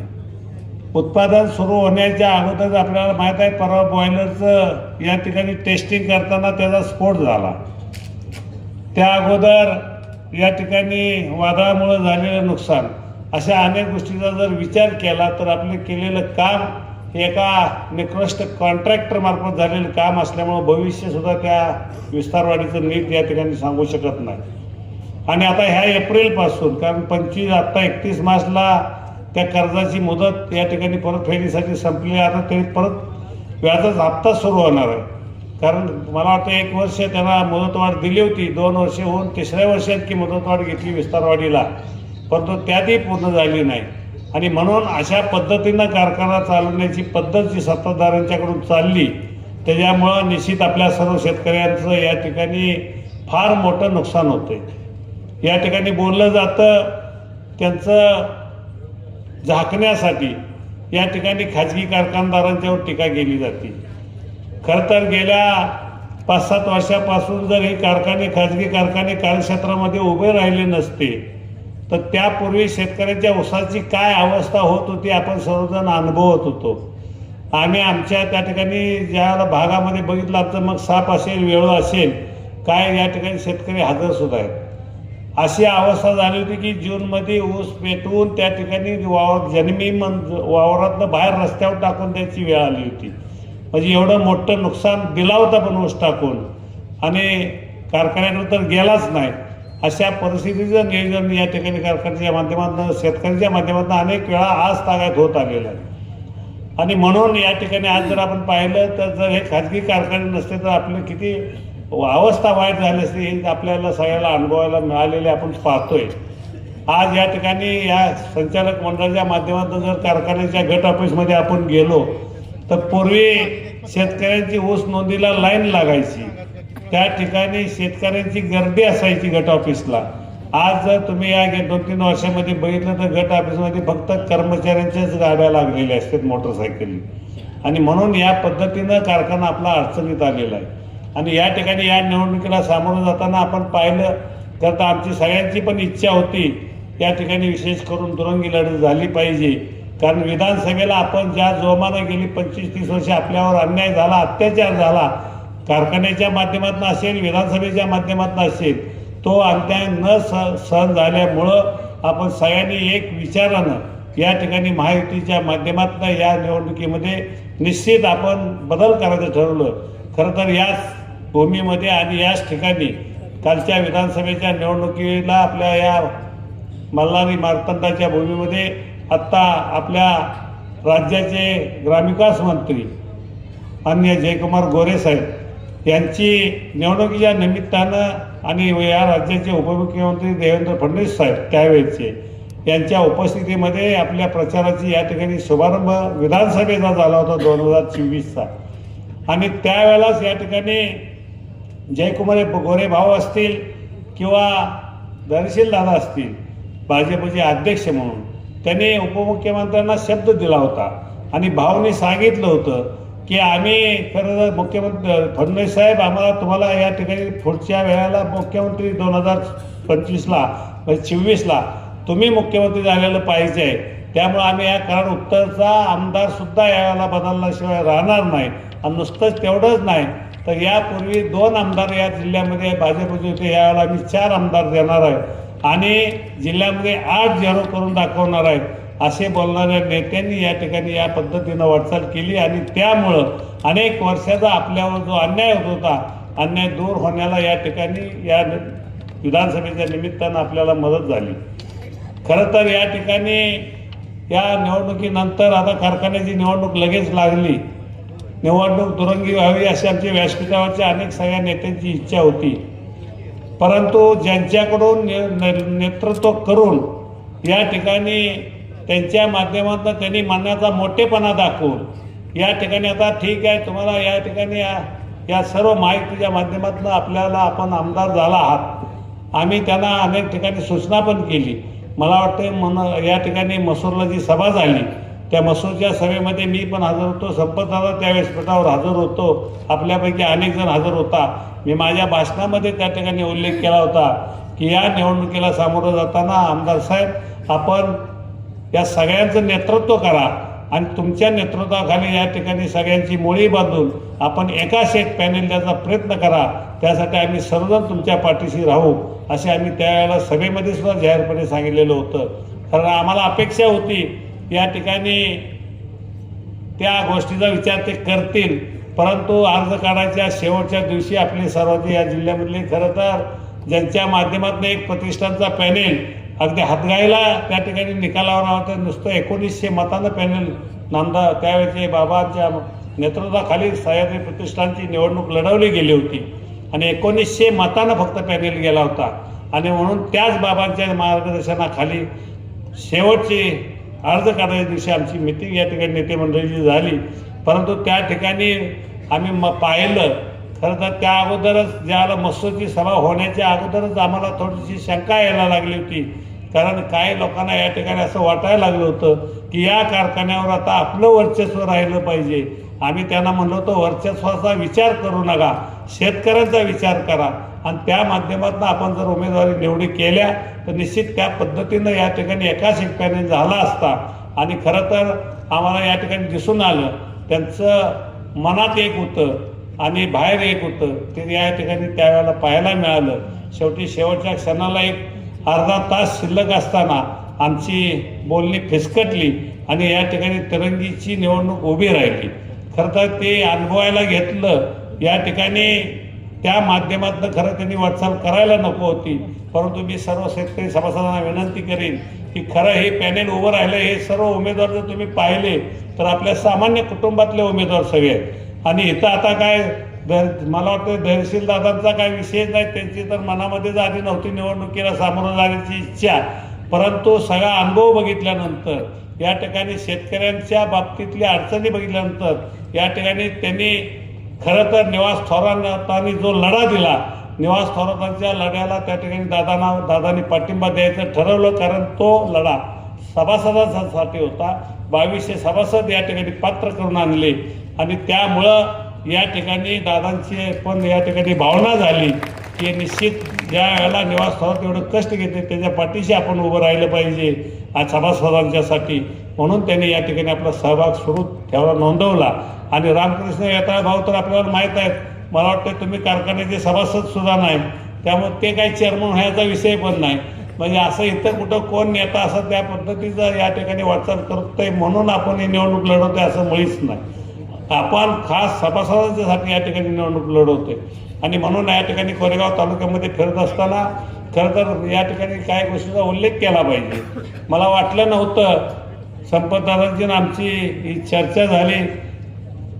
खरं तर धैर्यशील दादांचं डॉक्टर सत्यजित पाटलांनी कौतुक केलं, रामकृष्ण यात्रांचं कौतुक केलं. ते वस्तू खरे आहे की तुम्ही खरं तर या मतदारसंघातल्या जनतेसाठी जो मनाचा मोठेपणा दाखवला विधानसभेच्या निवडणुकीमध्ये, आणि त्या मोठेपणामुळं आणि या ठिकाणी जयकुमार गोऱ्यांनी ताकद लावली आपल्या मतदारसंघासाठी, त्या ताकदीच्या माध्यमातून या ठिकाणी निश्चित जनतेवरचा झालेला अन्याय दूर झाला होता. परंतु आता आम्हाला खरं तर या ठिकाणी संपतदादांनी आमच्या तालुक्यामध्ये फिरत असताना अनेक वेळा सांगत असतो की 15 वर्षे आम्हाला या ठिकाणच्या आमदारांशी संघर्ष करावा लागला होता. आमच्या तालुक्याला मूळ मतदारसंघ कोरेगावचा होता, त्या ठिकाणी 10 वर्षे संघर्ष करावा लागला होता. परंतु या एवढ्या कष्ट घेऊन, एवढ्या यातना घेऊन आम्ही या ठिकाणी एकत्र येऊन ज्यावेळेला या विधानसभेला आपण समोर गेलो आणि मला वाटतं त्या ठिकाणी आपण विजय मिळवला. परंतु 3 महिन्यामध्येच या ठिकाणी सर्व कार्यकर्त्यांना या गोष्टीचा आता अनुभव यायला लागलेला आहे. खरं तर निवडणूक व्हायलाच नाही पाहिजे तिरंगी, दुरंगीच व्हायला पाहिजे होती. मनाचा मोठेपणा कुणी करायला पाहिजे होता हे आता आपण सभासदांनी जनतेनं ठरवण्याची वेळ आलेली आहे. आणि म्हणून या ठिकाणी मी अधिक काही बोलणार नाही, परंतु येत्या निवडणुकीमध्ये आपण जे आपले उमेदवार उभे आहेत या ठिकाणी यशवंतराव चव्हाण सभासद परिवर्तन पॅनेलचे 19 उमेदवार आहेत. त्यांचं चिन्ह आहे विमान, त्या विमानाच्या चिन्हावर आपण सर्वांनी शिक्का मारून त्यांना त्या ठिकाणी भरघोस मतानं निवडून देऊन ज्या भावना अनेकांनी या ठिकाणी व्यक्त केल्या, त्या शेतकऱ्यांच्या मालकीचा चेअरमन, सामान्य शेतकऱ्याचा या ठिकाणी सभासद असणारा चेअरमन व्हावा एवढीच आमची इच्छा आहे. त्या पद्धतीने आपण सगळ्यांनी वाटचाल करा. आणि या ठिकाणी असं पण म्हणता येणार नाही की पुन्हा ते आणखी म्हणणार अनुभव असला पाहिजे, कारखाना चालवण्याचा अनुभव असणारे अनेक लोक या ठिकाणी आहेत. तशी काय काळजी करायची कारण नाही. ते जर चेअरमन होतील त्यांना निश्चित मार्गदर्शन करून सभासदाच्या फायद्याचा, शेतकऱ्यांच्या फायद्याचा कारखाना निश्चित या ठिकाणी चालवला जाईल एवढीच या ठिकाणी आपल्याला पण या ठिकाणी त्यानिमित्तानं मी सांगू इच्छितो. पुन्हा एकदा तुम्ही सर्वांनी या पॅनेलच्या सर्व उमेदवारांना प्रचंड मतदान करावं अशी विनंती करतो. विमानाच्या चिन्हावर शिक्का मारावा ही विनंती करून थांबतो. जय हिंद, जय महाराष्ट्र. खरं तर काकांनी सुरुवात करतानाच सत्यजित पाटील काळभोर यांचं अभिनंदन केलं, स्वागत केलं. खरी गोष्ट आहे. काकासाहेब काळभोरांचे नातू, एक डॉक्टर, एक चांगला व्यवसाय करणारे डॉक्टर, इतकं चांगलं बोलतात हे आज आपण सगळ्यांनी पाहिलं. या सभेची सुरुवात चांगली झाली, त्यामुळे शेवटसुद्धा चांगलाच होईल त्यात तीळ मात्र शंका नाही. आता भाषणं पार होणार नाहीत. आपण सर्वांनी इतक्या वेळ थांबलं त्याप्रमाणे इथून पुढं 1-2-3 प्रमुख भाषणं आहेत आपली. परवा जी सभा झाली, आमचे सहकारी आहेत सुरेश तत्या, गेल्या 8-10 दिवसापूर्वी आम्ही सगळे एकत्र होतो. काकांनी सांगितल्याप्रमाणे की ही सह्याद्री कारखान्याच्या निवडणूक एकाच एक व्हावी म्हणून आम्ही अतिशय जबाबदारीने प्रयत्न करतो. खरं सांगायचं तर आम्हाला ते थोडा नाद आहे काकांना ना आम्हाला की वाद होऊ नये. सहकार असू द्या, समाजकारण असू द्या, राजकारण असू द्या, वाद नव्हता, वाद मिटवायचा आणि आपण पुढं जायचं ही अशी सतत भूमिका घेत आम्ही आम्ही आयुष्यात अशा अनेक घटना केल्या. विधानसभेला सुद्धा तीच परिस्थिती होती. विधानसभेला ही 3 माणसं इच्छुक होती, तुम्हाला सगळ्यांना माहिती आहे. ही जबाबदारी बऱ्याचशा मंडळी काकांच्या आमच्यावर सोडून हे काय बी करा पण एकाच एक उमेदवारी उभी करा. समोरचे मनोजदादा मंडळी जे बंद होते 3 दिवस आमच्या रात्री 3 दिवस घरी ते येत होते. आम्ही साधारण अंदाज घेतला काकांनी ना आम्ही की मंडळी काय झाली ती थांबणार नाहीत. ट्रायंगल होण्याचं चौबल उमेदवारी लढवायची त्यांची भूमिका पक्की आहे म्हणून आम्ही दुसऱ्याशी दरिद्राच्या घरी गेलो आणि त्या तिघ्या बंधनावर बसून त्यांना विनंती केली आणि ते थांबले आणि एकाच एक लढत झाली म्हणून हे आमदार झाले. वस्तुस्थिती आहे, आपण सगळ्यांनी त्यात सहभागी. ठीक आहे, आपल्याला 35 वर्षाचं दोन संपायचं होतं म्हणून निर्णय घेतला. परवाच्या सभेत सुरुवात करताना सुरेशदादांनी सहजपणे सांगून टाकलं की रहमतपूरला आमची पहिली मिटिंग झाली. सह्याद्री सहकारी कारखान्याच्या निवडणुकीच्या निमित्तानं रहमतपूरला पहिली मिटिंग झाली. ती कारखान्याची निवडणूक 3-4 दिवसाला लागणार होती. त्याच्या आधी 5-6 दिवस आमची बैठकीला कोण कोण हजर होतं? मी एक हजर होतो, भीमराव काका एक हजर होते, सुरेश तात्या हजर होते, आपले जाधव साहेब ह्याचे उमरतचे होते, त्याप्रमाणे दर्शील दादा होते आणि आमदार विद्यमान आमदार मनोजदादा होते. आम्ही 5-6 मंडळी बसलो.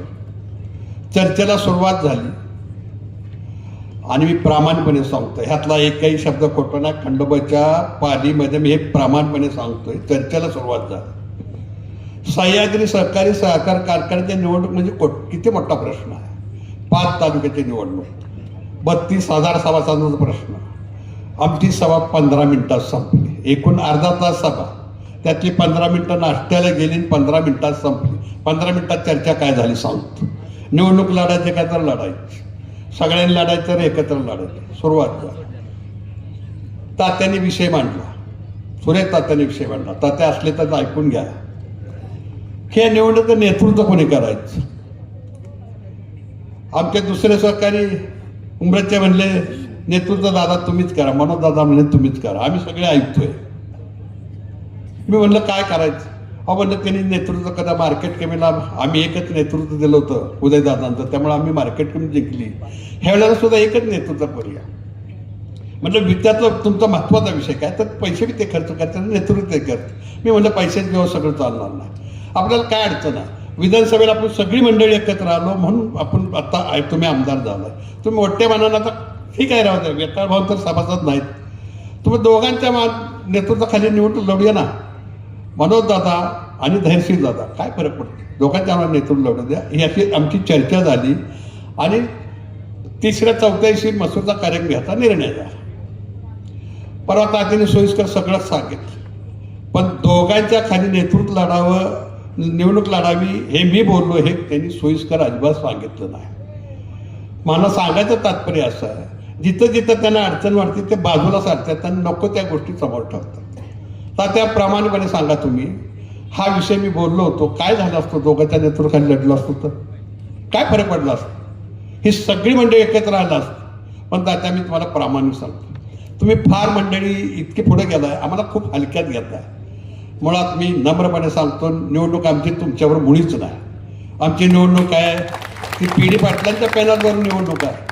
तुमचा विषय तुमच्यापेक्षा कसा असत. आम्ही काय इथं कोणाची चेष्टा बेटा किंवा मापं काढायला आलो नाही. कुणाला आमचा कोणाशी हेवा दावा नाही. आमची निवडणूक आहे PD पाटलांच्या पॅनलवरून निवडणूक आहे आणि आपल्याला ती जिंकायची. मी अतिशय सांगतो, जबाबदारीने सांगतो, निवडणुकीत 32-33 हजार मतदार आहेत.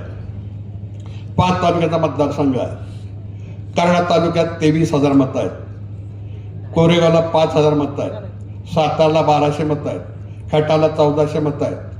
कडेपूरला 1200 मतं आहेत. असा एकूण 32,000 मताचा मतदारसंघ आहे.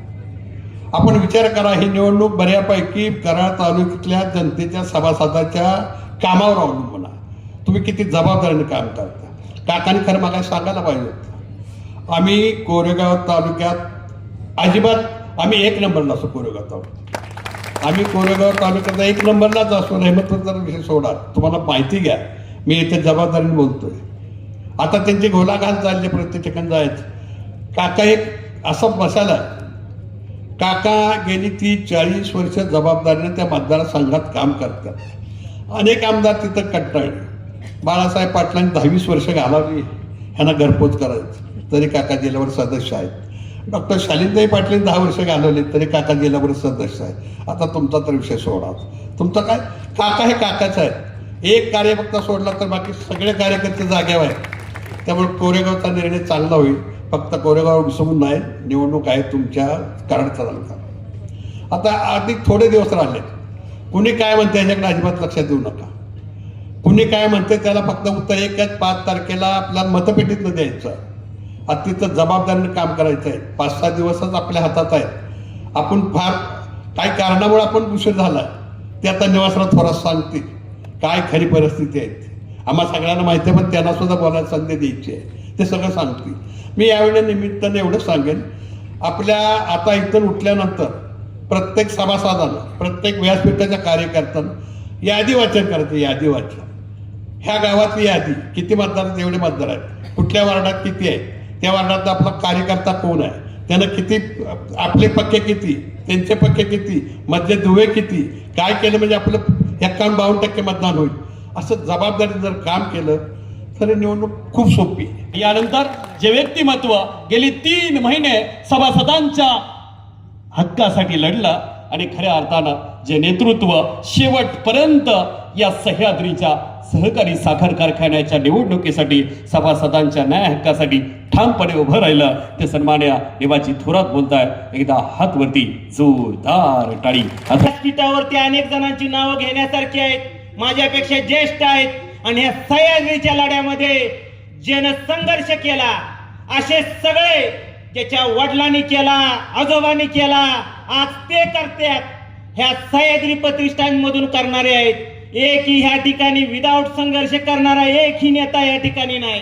मला एवढंच सांगायचं आहे, ज्या संघर्षातून गेले 2-3 वर्ष, 7-8 वर्ष भरतदादा, आनंदराव बापू, विश्वासराव असतील जाधव सैदापूरचे, मला फक्त येऊन म्हणायचे की पाठीमागं निवास बस, आम्ही प्रश्न विचारतो, तुला बोलता येत नाही, आघाडीचा धर्म आहे, पण पाठीमागं येऊन बस आमच्या.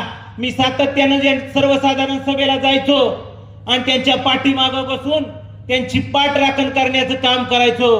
मान अपमान सहन करून ज्या माणसाने 15 वर्ष संघर्ष केला, 20 वर्ष संघर्ष केला, ज्या विठ्ठल तात्यांनी, ज्या हिंदूराव चव्हाण साहेबांनी, ज्या धैर्यशील कदमांचे वडील जे के दादा असतील, यांनी भीमराव काका या ठिकाणी आहे, संपत दादा आहेत, अशा माणसांचे विसर या लोकांना पडला.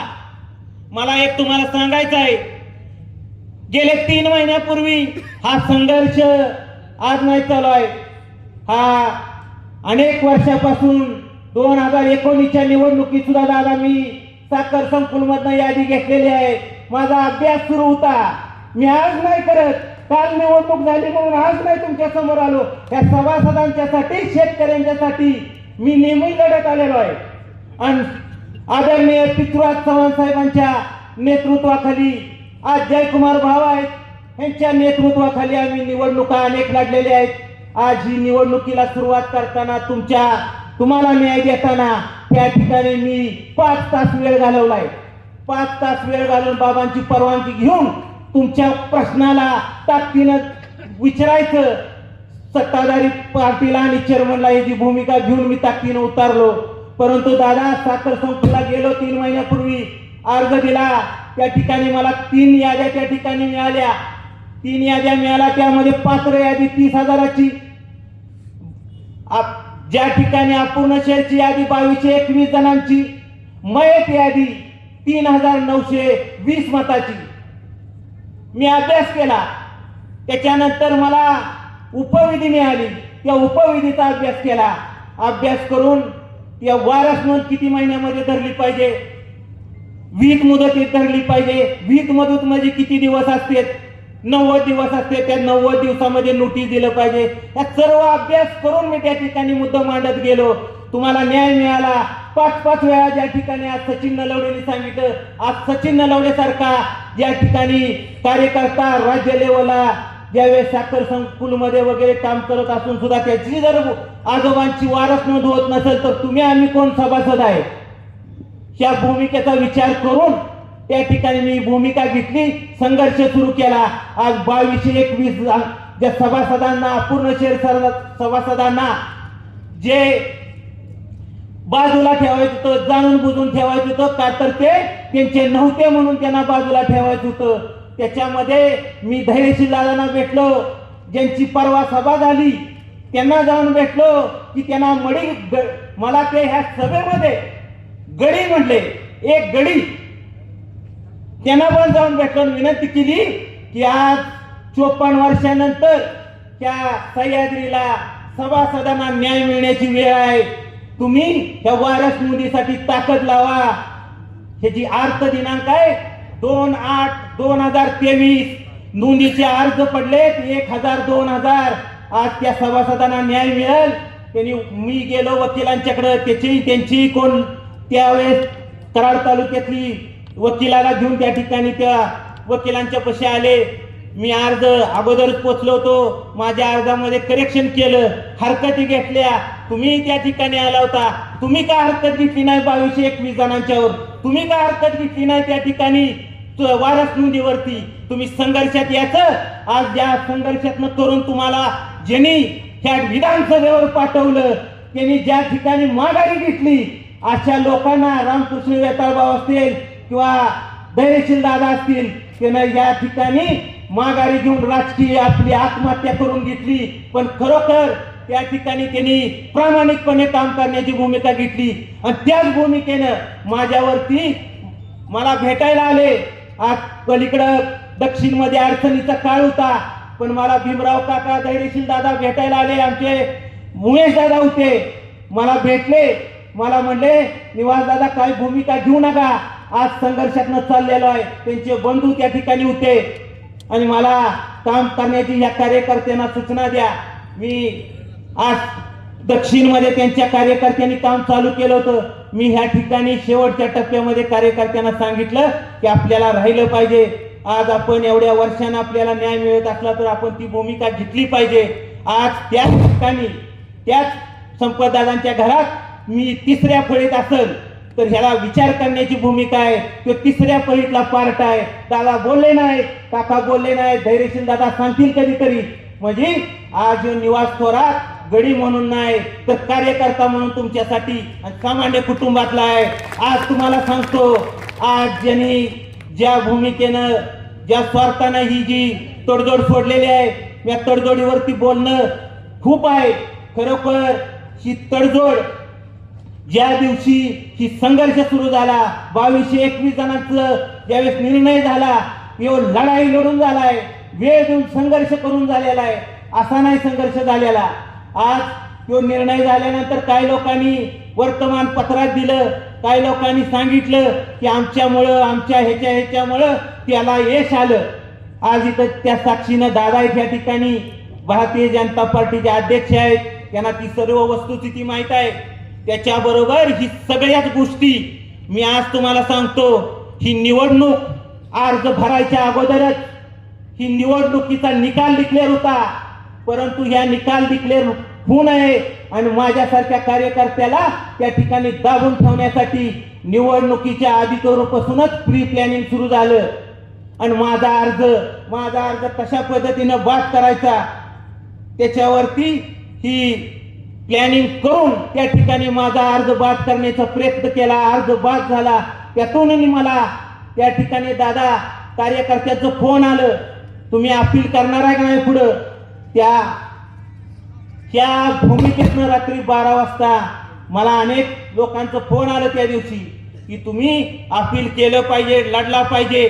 आणि मला त्यामध्ये एका सह्याद्री सहकारी साखर कारखान्याचा कामगाराचाही फोन आला, दादा तुम्ही नसला तर आम्ही तुमच्यावर नाही, आम्ही तुमच्यावर भूमिका घेऊन आहे, त्या भूमिकेसाठीच आम्ही आहे, पण आम्हाला इकडे तिकडे जर झालं तर आम्ही तुमच्यावर नाही असं समजा, तुम्ही लढलं पाहिजे, अपील केलं पाहिजे. त्या भूमिकेतनं मी सगळ्यांच्यावर चर्चा केली, अपील केलं. आणि तुम्हाला वस्तुस्थिती सांगतो, माझ्यावरच अन्याय केला नाही तर माझ्याबरोबर जे महिला आणि ओबीसी बीसी असे जे ज्यांना ऊसाची गरज नाही, ऊस घातला पाहिजे अशी गरज नसताना अशा 4 उमेदवारावरती अन्याय केला. आणि त्यांचं मुद्दामून पॅनेल लंगडं झालं पाहिजे. पॅनेलमध्ये उमेदवारांना पॅनलच तयार झालं नाही पाहिजे. म्हणजे अशा भूमिकेनं ही भूमिका ठेवून पुढचं आपले सहकारी तयार होते. मला सांगायचं आहे की आज ही जी वस्तुस्थिती सांगण्यासाठी खूप वेळ लागणार आहे, पण ही झालं अर्ज बाद करण्याची. अर्ज बाद करण्यानंतर ज्यावेळेस माघारी घ्यायची होती त्याच्या अगोदर बैठका चालू झाल्या. 3 दिवस रात्रंदिवस मी कष्ट करत होतो, पळत होतो. त्याच्या अगोदर ज्या पद्धतीनं मी भूमिका बजावली, तुमच्यासाठी जी 54 वर्ष तुम्ही संघर्ष करताय आणि तुमचा सह्याद्री तुमचा वाटला पाहिजे, त्याच्यावरती आपण कारखान्यावरती गेल्यानंतर तुम्हाला त्या ठिकाणी आपला सह्याद्री वाटला पाहिजे. म्हणून ज्या भूमिकेतनं 2:45 वाजता दादानी मला फोन केला, निवास उठ, ही भूमिका वेगळी आहे, आपल्याला त्या ठिकाणी गुंतवून, आणि ह्याने आम्हाला 1:30 वाजता मिटिंगला बोलवलं. ह्यांचं पूर्ण पॅनेल तयार करून अर्ज काढून त्याने आम्हाला बोलवलं आणि आम्ही ह्यांची वाट बघत बसलोय की ही आपली तडजोड होईल आणि आपल्याला शेतकऱ्यांना न्याय द्यायचा आहे, सभासदांना न्याय द्यायचा आहे. 54 वर्ष लढाई जिंकायची आहे. एकास एक करून सर्व समविचारी एकत्र घेऊन त्या ठिकाणी लढायचे. बाबांच्या समोर 2:45 वाजेपर्यंत मी शेवटपर्यंत विनंती करत होतो की कुठेतरी बसून विषय संपला पाहिजे. त्यांनी 8 दिल्या 10 दिल्या, काय दिलेलं नाही. त्या ठिकाणी फक्त भरत विठ्ठल चव्हाण, निवास थोरात, नाहीतर बाकी सगळं प्रश्नचिन्ह त्या ठिकाणी होतं. ही चुकीची भाषा वापरायची नाही. काय असेल की लोकांना खरं सांगायचं आणि खऱ्यानं वागायचं, न्याय द्यायचं काम करायचं आणि त्या ठिकाणी सन्मानानं वागणूक द्यायला पाहिजे होती, पण तसं काही झालं नाही. आम्ही त्या ठिकाणी लढायची भूमिका घेतली. 15 मिनिटांमध्ये आमचा एक अर्ज निघाला त्याच्यामध्ये, पण आम्ही हरलो नाही. मला सांगायचं त्यातून पुढे गेलो. पुढे गेल्यानंतर सुद्धा चिन्ह घ्यायच्या आधी आपण बसलं पाहिजे. चिन्ह घ्यायच्या आधी बसलं पाहिजे, चर्चा केला पाहिजे, असं केलं पाहिजे. त्याच्यातून फोन आलं, पर ठीक आहे म्हणले दादा, चर्चा करा, सन्मान मिळत असला तर चर्चा केली पाहिजे. मग परत चर्चा झाली. परत 2 दिवसानं आलं. परत त्याच गोष्टी चालू झाल्या. सकाळी 11 वाजता परत आणखी निरोप आले. मी वाट बघत थांबलोय. चिन्ह एकत्र घ्यायचं, तुमच्या सगळ्यांच्या मनात जी गोष्ट घडवायची आहे, एकाच एक पॅनेल करायचं आहे. त्या भूमिकेसाठी 11:30 वाजेपर्यंत धैर्यशील दादांच्या ऑफिसमध्ये बसलो. उमेदवारांच्या सह्या घेतल्या. मला पुढून फोन होत होतं की आता थांबलं पाहिजे, एकत्र लढलं पाहिजे. आणि तुमचा अर्ज 11 वाजता चिन्ह मागाय, ही कुठली भूमिका? आणि त्या ठिकाणी 2 पॅनेलने अर्ज केला चिन्ह मागाय दादा. आणि मी तिथं गेल्यानंतर मला अडवून ठेवलं, भावनिक करायचा प्रयत्न केला. त्या ठिकाणी आमचे उमेदवार आहेत प्रमोद राव गायकवाड, शनी आज जाऊन विचारलं तर त्याने म्हणले पॅनेलचं उमेदवारी संपल्या. म्हणजे एवढा कट कारस्थान की त्या ठिकाणी अर्ज सुद्धा देण्यात आला एक की ह्यांना अपक्ष उमेदवाराप्रमाणे चिन्ह मिळावं. म्हणजे किती भावना चांगली आहे. समोरासमोर लढवायची ताकद पाहिजे. असं करून चालणार नाही. एकदा लढायचं म्हटलं तर समोर आलं पाहिजे आणि लढलं पाहिजे. आज अनेक सभा होत्याल्या, अनेक सभामध्ये बोलायचं आहे, पण ही वस्तुस्थितीनं सांगितलं. माझ्यावर 3 दिवस झालं मी तिथं अडकून आहे. कारण नसताना त्या ठिकाणी मला अडकवण्याचा प्रयत्न केलेला आहे. असू द्यात, त्या लढाईमध्ये आपलीच विजय होईल ह्याची खात्री आहे मला. आणि तुमच्या सगळ्यांच्या आशीर्वादानं सांगतो. आणि वेळ कमी आहे. सह्याद्रीच्या ह्याच्यावर अनेक जण बोलले आहेत. मी पत्रकार परिषदेमध्ये बोललोय, प्रत्येक भाषणामध्ये बोलतोय. एक्सपान्शन कशी पद्धतीनं चुकीचं केलं, काय केलं. आज जर तुमच्यावर 1998 साली जर तुमच्याकडे 18,000 हेक्टरची नोंद होती तर तुम्ही एवढ्या वर्ष काय करत होता? 7 तारखेपर्यंत आपण सगळ्यांनी काम करून ह्या स्वाभिमानी सभासदांच्या उमेदवारांना आपण न्याय दिशीला अशी अपेक्षा व्यक्त करतो. आपण ह्या ठिकाणी मोठ्या संख्येने उपस्थित राहिला त्याबद्दल तुमचं मनापासून स्वागत करतो. जय हिंद, जय महाराष्ट्र. धन्यवाद निवास दादा. बोलण्यासारखं भरपूर आहे, अजून भरपूर संवाद आपण नंतर बोलूया. एकदा जोरदार टाळी निवास दादासाठी झाली पाहिजे. आणि शेतकऱ्यांसाठी किसान मोर्चा म्हणून महाराष्ट्रामध्ये जबाबदारी ज्यांच्या खांद्यावरती आहे ते सरचिटणीस पदावरती विराजमान असणारे आणि आपल्या सर्वांचे नेते आदरणीय रामकृष्णजी वेता आजच्या सभेच्या निमित्तानं आपल्या सर्वांना संबोधित करतात. एकदा जोरदार टाळी रामकृष्णजी वेताळ यांच्यासाठी. शिवाजी महाराज की अजून जोरात आवाज आला पाहिजे. 54 वर्षाचं मोडायचं आहे, लक्षात घ्या. मनगडात ताकद पाहिजे. छत्रपती शिवाजी महाराज की, छत्रपती शिवाजी महाराज की. म्हाळसा कांताच्या पवित्र नगरीमध्ये म्हाळसा कांताचा आशीर्वाद घेऊन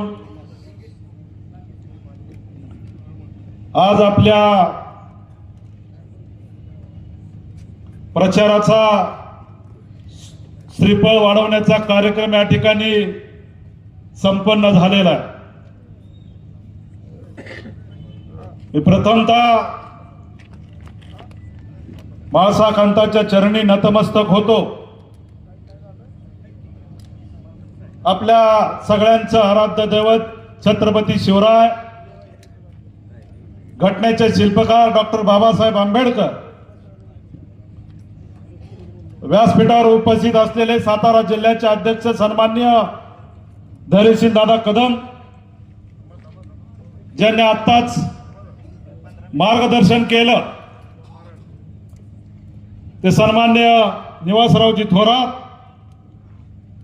आपल्या सगळ्यांचे नेते सन्मान्य भीमराव काका पाटील, सन्मान्य संपत दादा, व्यासपीठावर उपस्थित असलेले शेतकरी संघटनेचे नेते सचिन दादा, व्यासपीठावर सगळेच आहेत आमचे विश्वास दादा.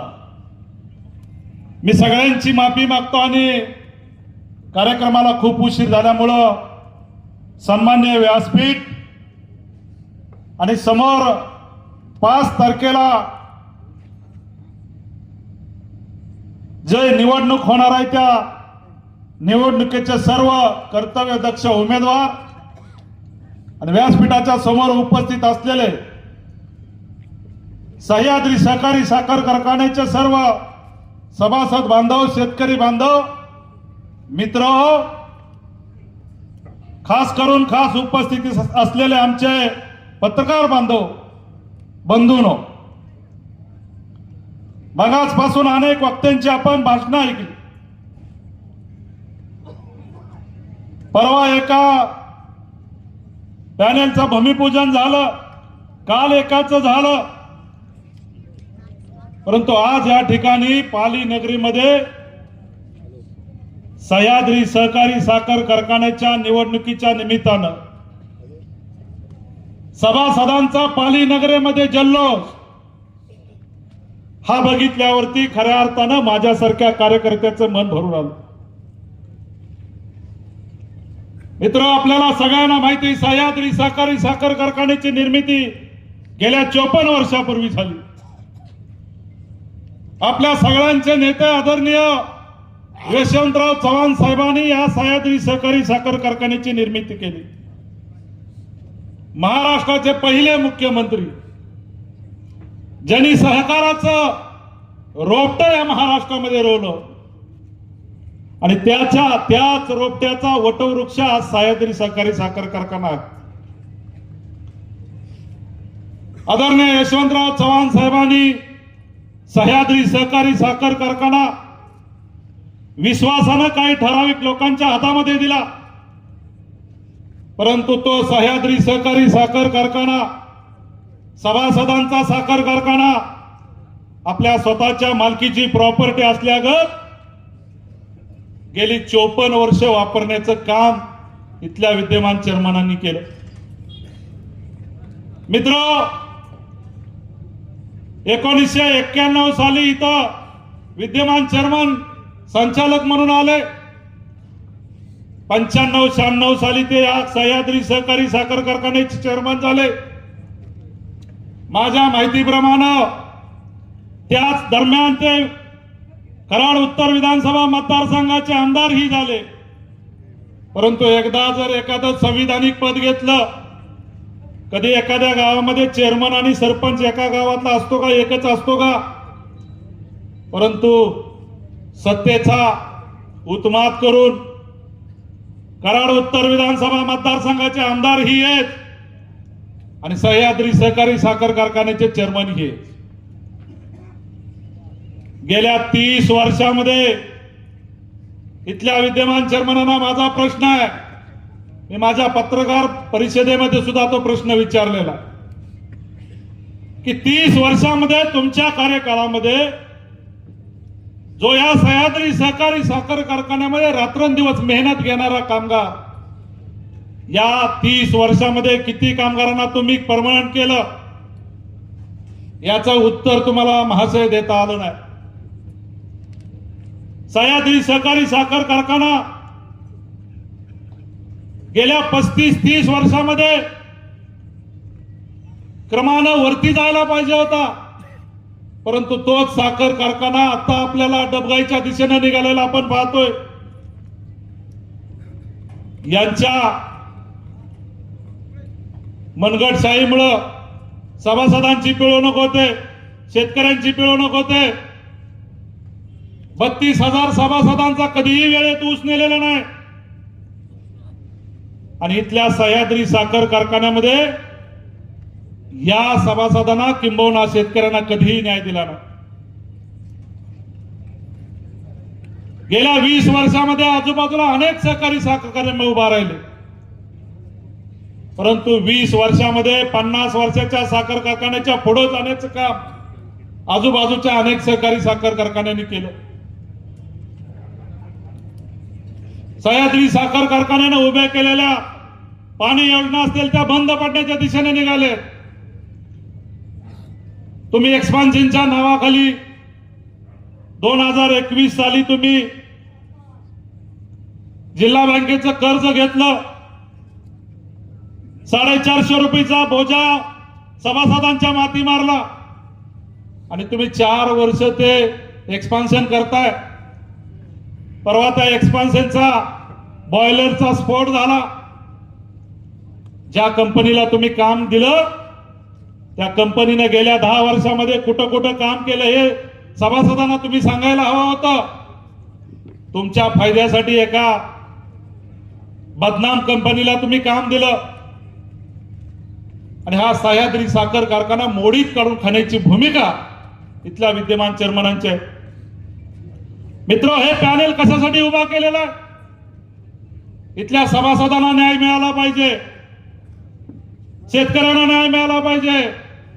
मी दाव्यानं सांगतो, आपलं पॅनेल तरी निवडून येणार आहे. पहिल्या मीटिंगला निर्णय होईल की इथल्या सभासदांच्या 32,000 सभासदांचा पहिल्यांदा ऊस नेला जाईल आणि सह्याद्री सहकारी साखर कारखान्याच्या क्षेत्रातल्या अनेक शेतकऱ्यांचा सभासदांचा ऊस हा वेळेत नेला जाईल. इथं बंद पडलेल्या पाणी योजना वेळेत सुरू केल्या जातील. राज्यामध्ये आपल्या विचाराचं सरकार आहे. आदरणीय देवेंद्रजींचा आपल्या सगळ्यांच्या पाठीशी आशीर्वाद आहे. ज्या पाणी योजना, त्या सगळ्या पाणी योजना सोलर वरती करण्यात येतील. किंबहुना इथल्या सभासदांचा बोजा, जो वर्षानुवर्ष पाणी पट्टी भरण्याचा जो बोजा आहे तो कमी करण्याचं काम हे संचालक मंडळ करेल. पश्चिम महाराष्ट्रामध्ये सह्याद्री सहकारी साखर कारखाना, आपलं संचालक मंडळ आल्यावरती सगळ्यात जास्तीचा दर देईल आणि सभासदाला मोफत साखर देईल. तुम्ही 50 वर्षामध्ये कधी मोफत साखर दिली नाही. तुम्ही वल्लग्न केल्या, अन्यत्र एखाद्यानं ऊस घालवला तर त्या माणसाचा, त्या सभासदाचा किंबहुना त्या शेतकऱ्याचा माफीनामा लिहून घेतला आणि त्या शेतकऱ्याला, सभासदाला वेठीस धरण्याचं तुम्ही काम केलं. पण तो आम्ही इथल्या सर्व सभासदांना महिन्याला घरपोच साखर देऊ, कारखान्याचा विकास करू. आपल्या सगळ्यांना माहिती आहे 274 एकर जागा त्या कारखान्याला आणि त्या सह्याद्री साखर कारखान्यामध्ये अनेक नवीन छोटे मोठे व्यवसाय उभे करू. इथल्या कराड उत्तर विधानसभा मतदारसंघातल्या प्रत्येक युवकाला हाताला काम देऊ, शेतकऱ्याच्या मुलाला काम देऊ. ही भूमिका घेऊन आम्ही हे यशवंतराव चव्हाण साहेबांच्या नावाचं पॅनेल उभा केलेलं आहे. आणि या ठिकाणी जे गेली 30 वर्ष जे कामगार पिळवणूक कामगारांची होते, त्या कामगारांचा सुद्धा पगाराचा आकडा आम्ही निश्चितपणे वाढवू. अशा विचारानं हे पॅनेल आम्ही उभा करून इथल्या विद्यमान चेअरमनना 2024 मध्ये आमदारकीच्या पदावरून आपण घरी बसवलेला आहे. आणि निश्चितपणे यावेळेला या सह्याद्री सहकारी साखर कारखान्याच्या इलेक्शन मधून सुद्धा आपण त्यांना आता घरी बसवायचं आहे. मित्रो, वेळ भरपूर झालेला आहे. पुढच्या सभेमध्ये काय उरलेल्या गोष्टी आपण बोलू, परंतु परवा आपल्यातून बाजूला झालेल्यांचं परवा सभा झाली, त्यांच्याबद्दलचं भीमराव काकांनी विस्तृतपणे सांगितलं, संपतदादांनी विस्तृतपणे सांगितलं. कोणतरी इथं म्हणलं की हे कसपटासमोर पॅनेल आहे, हे पॅनेल विरघळून जाईल.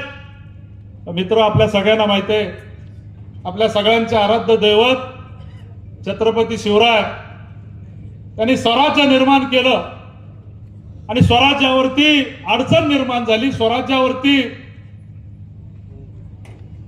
अडचणीत आलं आणि त्या काळात कर्जबाजारी स्वराज्य झालं. छत्रपतींच्या समोर प्रश्न निर्माण झाला, आता हे स्वराज्य कसं चालवायचं, लोकांना कसं पुढे न्यायचं, आपल्यावरती एवढं मोठं कर्ज झालंय. पण छत्रपती एका सावकाराच्या दारामध्ये गेले, सावकार उठून उभा राहिले आणि छत्रपती कसे काय अचानक माझ्या दारामध्ये आले. छत्रपतींनी सांगितलं, माझी गोरगरीब जनता अडचणीमध्ये आहे, हे स्वराज्य अडचणीमध्ये आहे, हे स्वराज्य पुढे नेण्यासाठी, मला जनतेला पुढे नेण्यासाठी माझ्याकडं अडचण निर्माण झालेली, पैशाची अडचण निर्माण झालेली आहे. मी काय तुम्हाला घाण देऊ, मला पैसे पाहिजे, हे स्वराज्य चालवायचं आहे. त्यावेळेला ते सावकार अचंबित झाले आणि त्यांनी सांगितलं, छत्रपती, तुम्ही आमच्यासाठी दैवत आहात, तुमची स्वराज्याची जनता आमच्यासाठी दैवत आहे.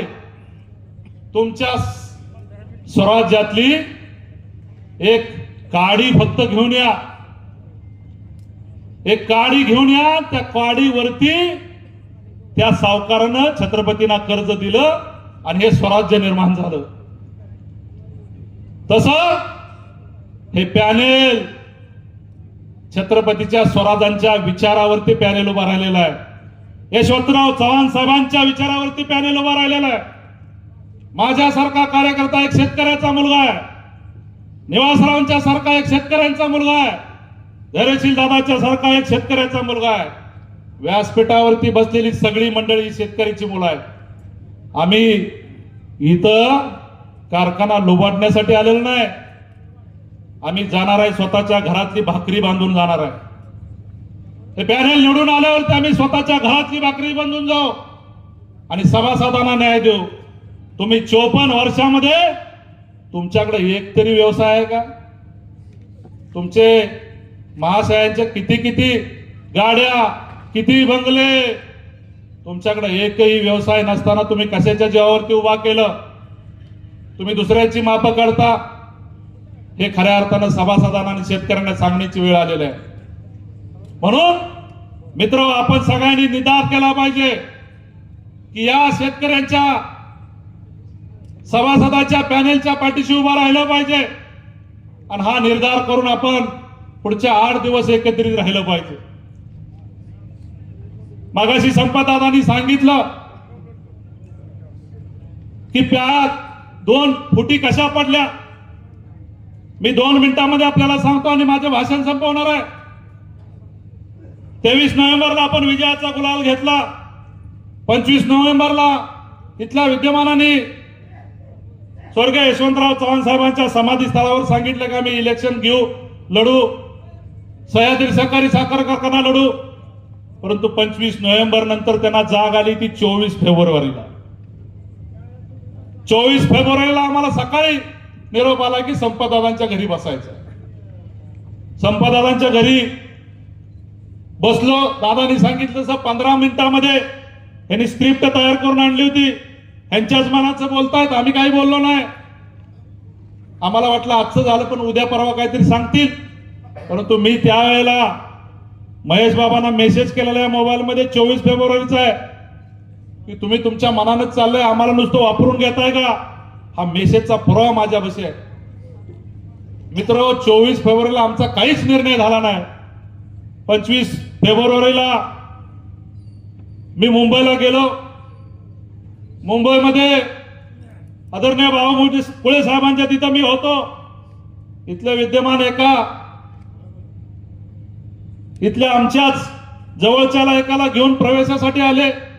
त्यांना दिवसभरामध्ये त्याचा प्रवेश करता आला नाही, परंतु कधीही दिवसामध्ये एकही शब्द मला बोलले नाही की भाऊ या माणसाचा प्रवेश घ्यायचा का. माझ्या गावातले व्यक्ती घेऊन आला. आम्ही त्याग समर्पण तुमच्यासाठी केलं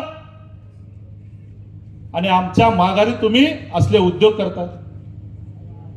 4 महिन्यामध्ये हे उद्योग चालू केले. तरीही 25 तारखेला मी ते पोटात घातलं. 26 फेब्रुवारीला वाटारमध्ये महाशिवरात्री होती, खोटं बोलणार नाही. महाशिवरात्री दिवशी आम्ही सगळेजण वाटारमध्ये एका कार्यक्रमात होतो. दुपारी 1 वाजता बोरबनच्या विठ्ठलाच्या मंदिरात गेलो आणि तिथं आम्हाला सांगितलं की आपण उदयदादांच्या तिथं बसायचं. आम्ही सगळेजण तिथं गेलो. उदयदादांनी सुद्धा मान्य केलं की तुमचं एकास एक झालं तरच मी येणार आहे, परंतु उदयदादांनी तो शब्द पाळला ना. 29 तारखेला यांच्या मनाचीच सभा तिथं घेतली. आम्हा कुणालाही निरोप आलेला नाही. परवाच्या कार्यक्रमात काहीतरी म्हणले बेंगलोरवरनं कलकत्त्याला जावा, परंतु जर तुमच्याकडे जर पुरावा असेल तर तुम्ही मला फोन केलेला तुमचा एक माणूस किंवा तुम्ही असाल तर तुम्ही सभासदांच्या समोर मांडा. तुम्ही स्वतःच बैठका घेताय, स्वतःच सभा घेताय, मला निरोप नाही, धैर्यशील दादाला निरोप नाही आणि सांगताय हे बैठकीतनं उठून जात आहेत. मी हे झालं तरी सुद्धा 26 फेब्रुवारीला उदयदादांच्या तिथं बैठकीला गेलो, परंतु तुम्हालाच हे नको होते. का नको होते? तुम्हाला 2029चं ढोळं लागले. 2026ला नवीन मतदारसंघ होणार आहे. 2026ला कराडचा वेगळा मतदारसंघ होणार आहे. तुम्हाला जागा कुठं आहे म्हणून आमचे पाय छटाय चालू केले. परंतु कराड उत्तरची स्वाभिमानी जनता तुम्हाला माफ नाही करणार. माझा जन्म संघर्षातून झालाय. मला सुरलीत पाय भुमऱ्यातनं पाऊल बाहेर टाकलाय की माझा संघर्ष चालू आहे. गेली 25 वर्ष संघर्ष करतोय. इथल्या विद्यमान चेअरमनच्या विरोधात मी संघर्ष करतोय, माझ्या गावात मी संघर्ष करतोय आणि आज तुमच्या बरोबर आम्ही संघर्ष करायला सक्षम आहोत. आमच्या मनगडामध्ये ताकद आहे. प्रामाणिकपणा कधी सोडणार नाही. गोर गरीब जनतेची सेवा करण्याचं वृत्त घेतलेलं आहे. सभासदांना न्याय देण्याचं वृत्त घेतलेलं आहे आणि त्या भूमिकेतून आम्ही सर्वजण पुढे चाललेलो आहे. मी सगळ्यांना विनंती करेन, पुढच्या सभेमध्ये आपण विस्तृतपणे बोलू. आज 5 तारखेला मतदान होणार आहे. तुम्ही सगळे सुज्ञ सभासद या ठिकाणी आलेला. सगळ्यांनी आपल्या पै पाहुणे असतील, गावातले मित्र इष्ट असतील, सगळ्यांना एकत्रित करा. उद्यापासून प्रत्येकाला फोन फिरवा. आपण विजयाचा आकडा पार करतोय. 100% आपलं पॅनल विजय होत आहे. कोरेगावची परिस्थिती सांगितली, कडेगाव तालुक्याची परिस्थिती आपल्यासाठी चांगली आहे आणि कराड तालुक्यातली जनता यावेळेला इथल्या विद्यमान चेअरमनांना घरी बसवल्याशिवाय राहणार नाही. एवढाच आजच्या बैठकीच्या निमित्तानं आपल्याला विश्वास देतो. कार्यक्रमाला खूप उशीर झालेला आहे. आपलं चिन्ह आहे विमान.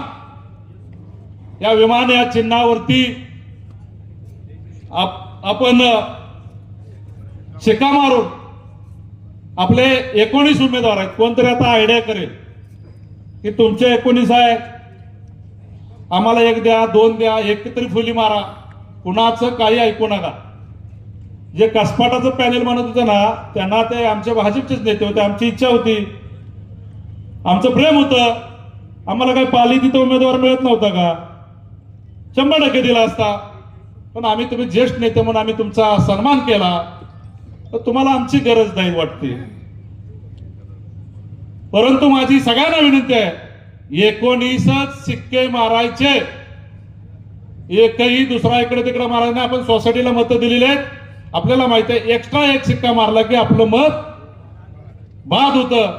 म्हणून आपण सगळ्यांना विनंती आहे, आपल्या सगळ्या पै पाहुण्यांना, इष्टमित्रांना, सगळ्या जोडीदारांना सांगा. आणि आपलं जे यशवंतराव चव्हाण साहेबांच्या विचाराचं पॅनेल उभा केलेलं आहे त्याचं चिन्ह आहे विमान. त्या विमान या चिन्हावरचं बटन दाबून आपण प्रचंड बहुमताने हे पॅनेल निवडून आणूया एवढी विनंती करतो आणि माझे 2 शब्द संपवतो. जय हिंद, जय महाराष्ट्र. धन्यवाद सन्मान्य रामकृष्ण जिविता. आणि यानंतर आपणा सर्वांशी बोलतात भारतीय जनता पार्टीचे जिल्हाध्यक्ष आणि ज्यांच्या नेतृत्वाखाली ही परिवर्तनाची नांदी या पालीच्या मातीत उभी राहते त्या आदरणीय धैर्यशील दादा कदम बोलतायत. एकदा हात वरती, जोरदार टाळी. 20,000च्या दरम्यान. पण दुर्दैवाची गोष्ट आहे, फक्त 6 ते 7,000 सभासदांचा ऊस सह्याद्री कारखान्यात गाळप केला जातो. बाकी ऊस इतरत्र त्याची विल्हेवाट लावली जाते. 2300 सभासदांना विद्यमान चेअरमननी अपात्र करायचा घाट घातला होता.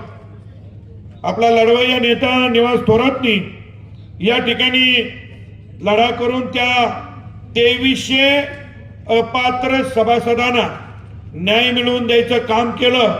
आणि मला खात्री आहे हे 2300 सभासद ज्यांना या ठिकाणी सह्याद्री शेतकरी प्रतिष्ठानच्या माध्यमातून न्याय मिळवून दिला ते सगळे सभासद या विमान चिन्हावर शिक्का मारणार आहेत.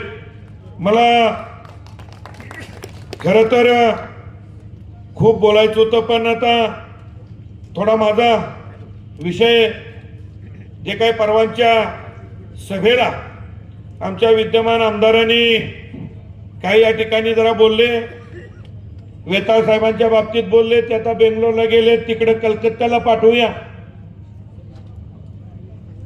काळजी करू नका वेताळ साहेब, आपल्याकडे विमान आहे.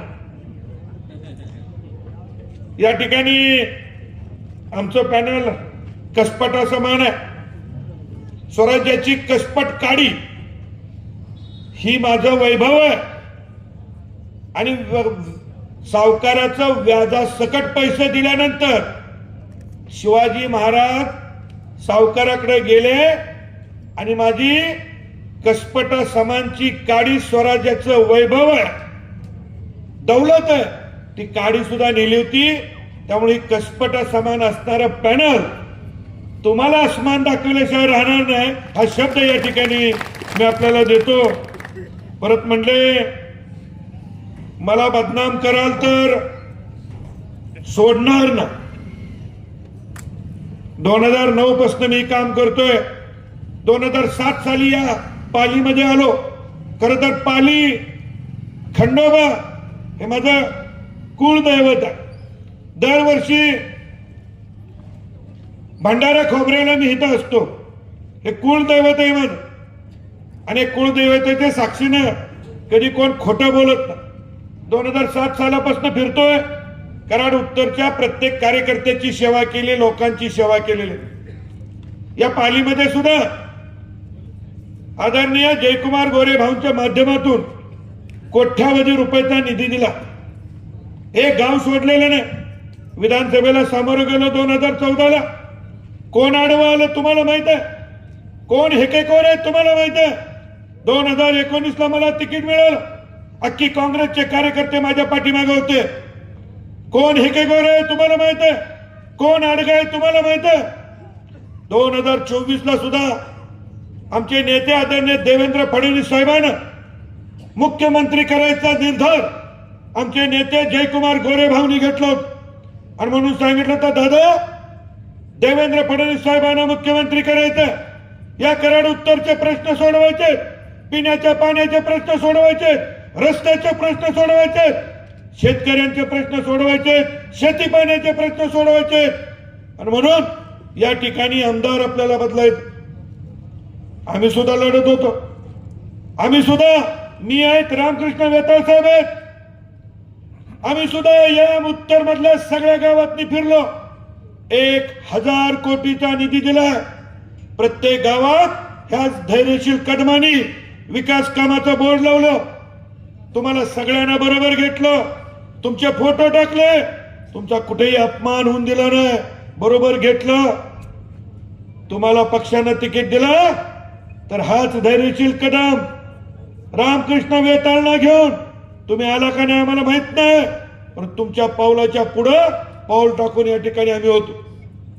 मी आमच्या निवास थोरातनं बरोबर घेतलं, अख्खी काँग्रेस बरोबर घेतली आणि कराड उत्तर मध्ये परिवर्तन केलं. आणि आज सांगताय मी निवडून येणारच होतो, मग 2014ला काढलं होतं, 2019ला काढलं. अहो तुमच्यामुळे धैर्यशील कदम 9,000 मतात पडलं, फक्त 9,000 मतात. आता 2014ला बाळासाहेब पाटलांचं कलम होत. बाळासाहेब पाटलांना जिवंत ठेवायचं 10 वर्ष काम तुम्ही केलं, हे सगळ्या जनतेला माहित आहे.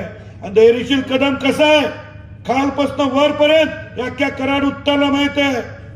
आमचा सह्याद्रीचा संघर्ष आज नाही, सह्याद्रीचा संघर्ष आमच्या बाप जन्मापासून आहे. आमच्या गावागावात सह्याद्रीचं पॅनल आहे, आजपासून नाही.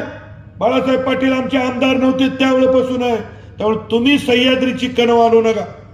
जनरल मिटिंगला आम्ही इथं प्रश्न मांडायचो, भरतदादा आहेत आम्ही, आणि समोर तुम्ही स्टेजवर असायचं आमची चेष्टा करत. ही इथली जनता विसरलेली नाही, पण इथं पर्याय पाहिजे होता, इथं पर्याय पाहिजे होता, इथं बदल पाहिजे होता. म्हणून सगळ्या जनतेने या ठिकाणी तुम्हाला निवडलं. आणि 4 महिन्यात काय म्हणतात माहित आहे, काय म्हणतात काका, 4 महिन्यात ते म्हणतात माझी इतकी पावर आहे, ए गेला तर बी आहे. म्हणून वेताळ साहेब रामकृष्ण वेताळ नाही म्हणून काय झालं, तो खोटा हिंद केसरी दुसरा वेताळ परवा स्टेजवर होता, जो बाळासाहेब पाटील पडल्यानंतर बाप मेला का ढसा ढसा रडला, त्यानं मत नाही तुम्हाला दिलं.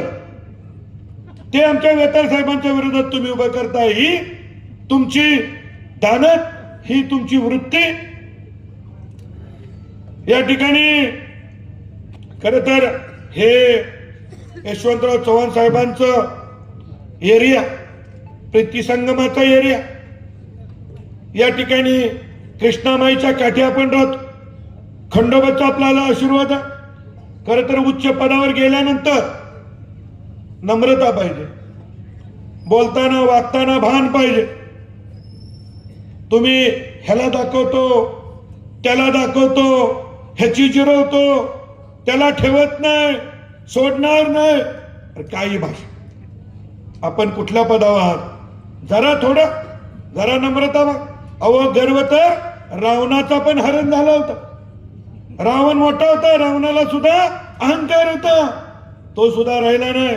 आणि म्हणून उच्च पदावर गेल्यानंतर आपण कसं वागावं, कसं बोलावं, ए गेला तर बी आहे. सगळीकडे तरी तुम्ही बघा उमेदवार ज्यांनी विधानसभेला मतदान दिले नाही असे 5 उमेदवार त्या पॅनलमध्ये आहेत. ज्यांनी विधानसभेला मतदान दिले नाही असे 5 उमेदवार त्या पॅनलमध्ये आहेत. ए गेला तर बी. खर तर बी टीम ही तुमचीच आहे. बी टीम बाळासाहेब पाटलांना मदत करण्यासाठी उभी केलेली तुमची टीम आहे. आम्ही तर बाळासाहेब पाटलांचं हाडाचं शत्रू आहे. त्यामुळे तुम्ही आम्हाला त्या भाषा शिकवू नका. त्या ठिकाणी खर तर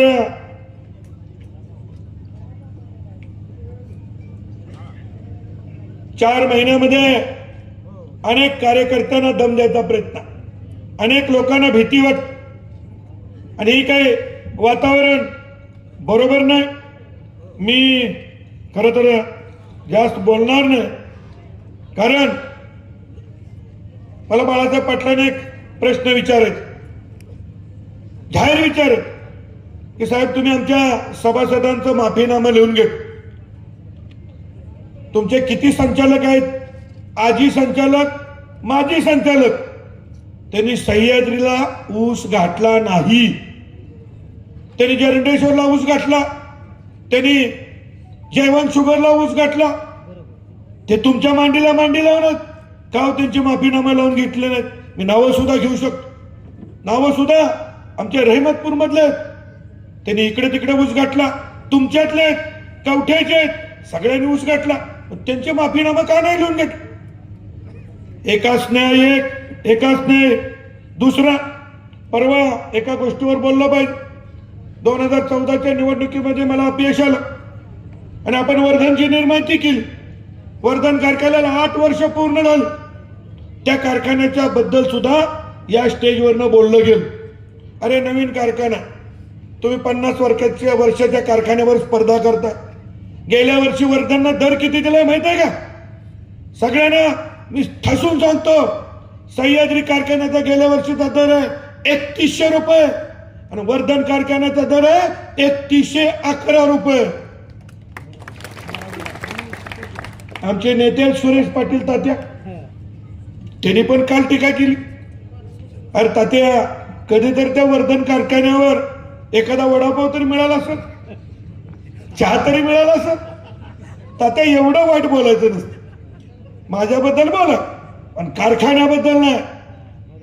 ठीक आहे, आमची महिना दीड महिना ऊसाची बिलं लेट होतात. सगळे नाटक करता येतं, पैशाचं नाटक करता येत नाही. पण निवडणुकीतली बिलं असू देत, वर्धन कारखान्याची बिलं असू देत, गेल्या 10 वर्षात या कराड उत्तर मधल्या एकाचाही पै ठेवलेला नाही. एक पण उठून सांगा की तुमचा रुपये ठेवलाय म्हणून. ठीक आहे, लेट होते, मी देतो.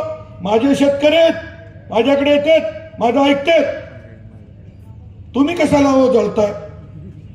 तुम्ही कशाला जळताय? तात्या म्हणले वर्धन कारखान्यानं बिलं लेट दिली, बिलं देत नाहीत म्हणले. तात्या, तुमचा किती टन ऊस गेला? या पालीमधनं 54 शेतकऱ्यांनी वर्धन कारखान्याला ऊस घातलाय. 2.5 कोटी रुपये बिल या पालीकरांचं धैर्यशील कदमाच्या वर्धन कारखान्यानं ऑलरेडी पेड केलंय. तात्या, तुम्ही पण घातला 9व्या महिन्यात ऊस तुमच्या चिरंजीवाच्या नावावर 54 टन. किती? 54 टन ऊस सुरेश पाटील तात्यांनी वर्धन कारखान्याला घातला. मला एकाने सांगितलं, दादा ती वर्धन नेला म्हणूनच, नाहीतर त्याला कुणी कोयता पण लावला नसता.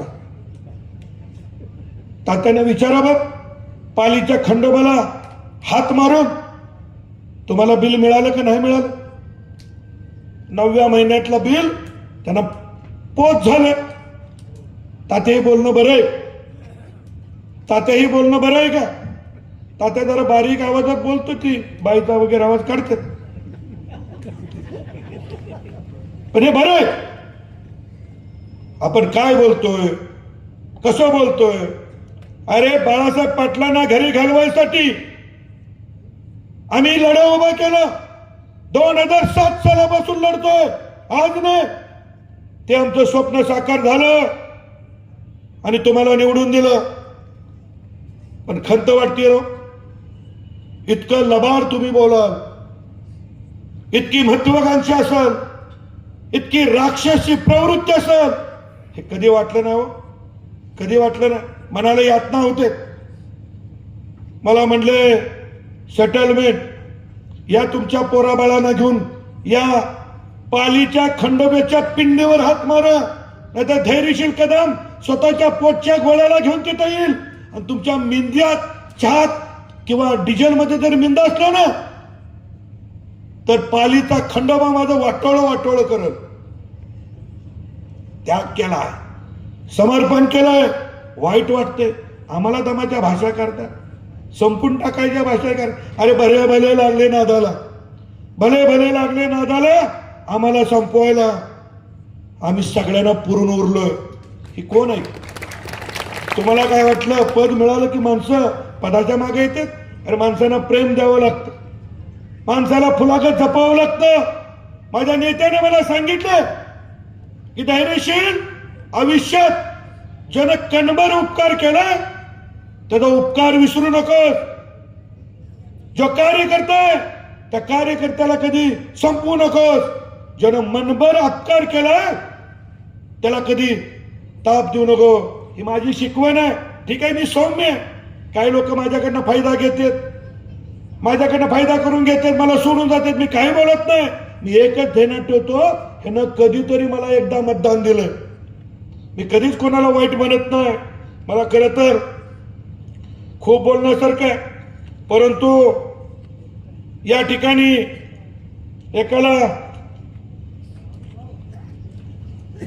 एकाला कलकत्त्याला पाठवायची भाषा, मला बघून घ्यायची भाषा, निवास थोरातांचं दुकान बंद करायची भाषा. मला सांगा, आमचा कारखाना वर्धनची निर्मिती आम्ही केली. कारखाना माझा आटपाडी, माळशिरस, सांगोला तिकडला कमी दरातला ऊस आणत नाही, या पालीतला ऊस नेतो, पालीतला, आणि त्या वर्धनमध्ये आम्ही क्रशिंग करतो. आमची मापन आहेत काढायची. रक्ताचं पाणी करून जे पैसे कमवलं ते पैसे वर्धनमध्ये लागलेत सभासदांचे. आम्ही सह्याद्रीनं आमचा ऊस नेला ना.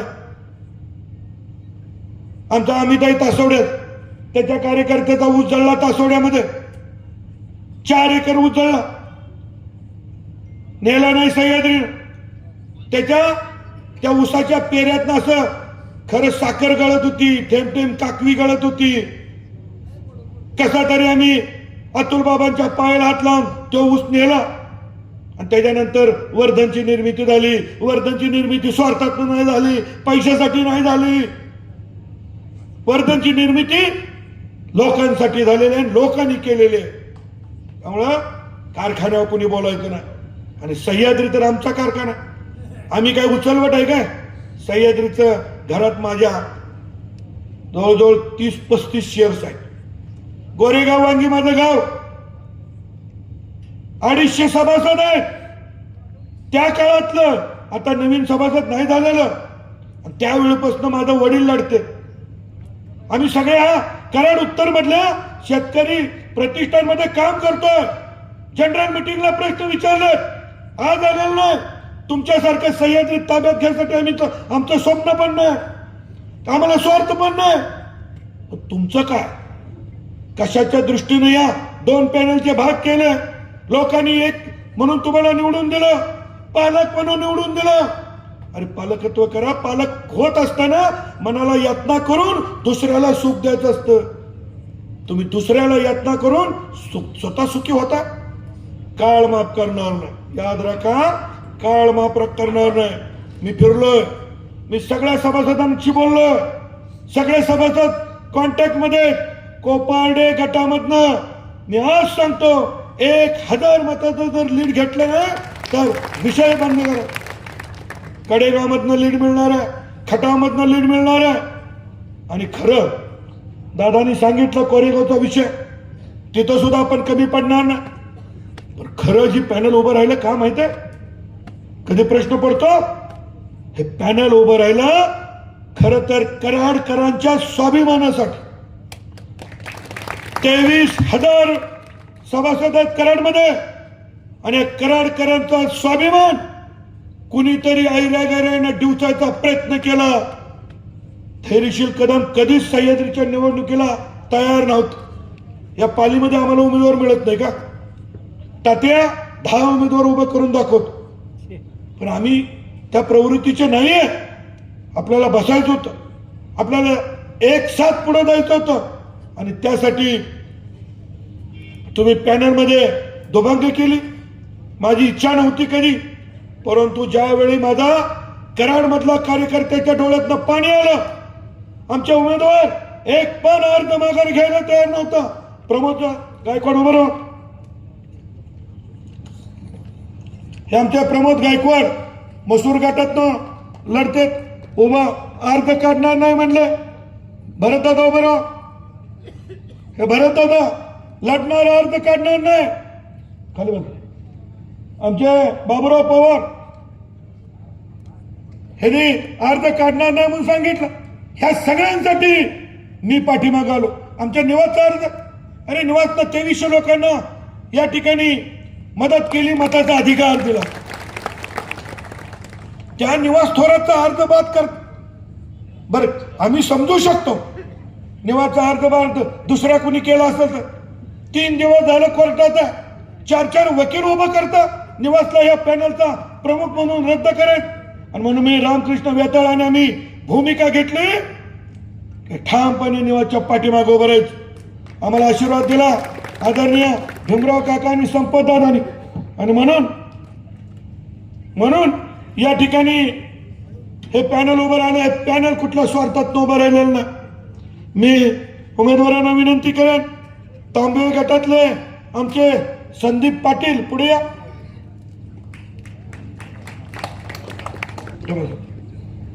त्यानंतर आमचे राजेंद्र दत्तात्रय जाधव,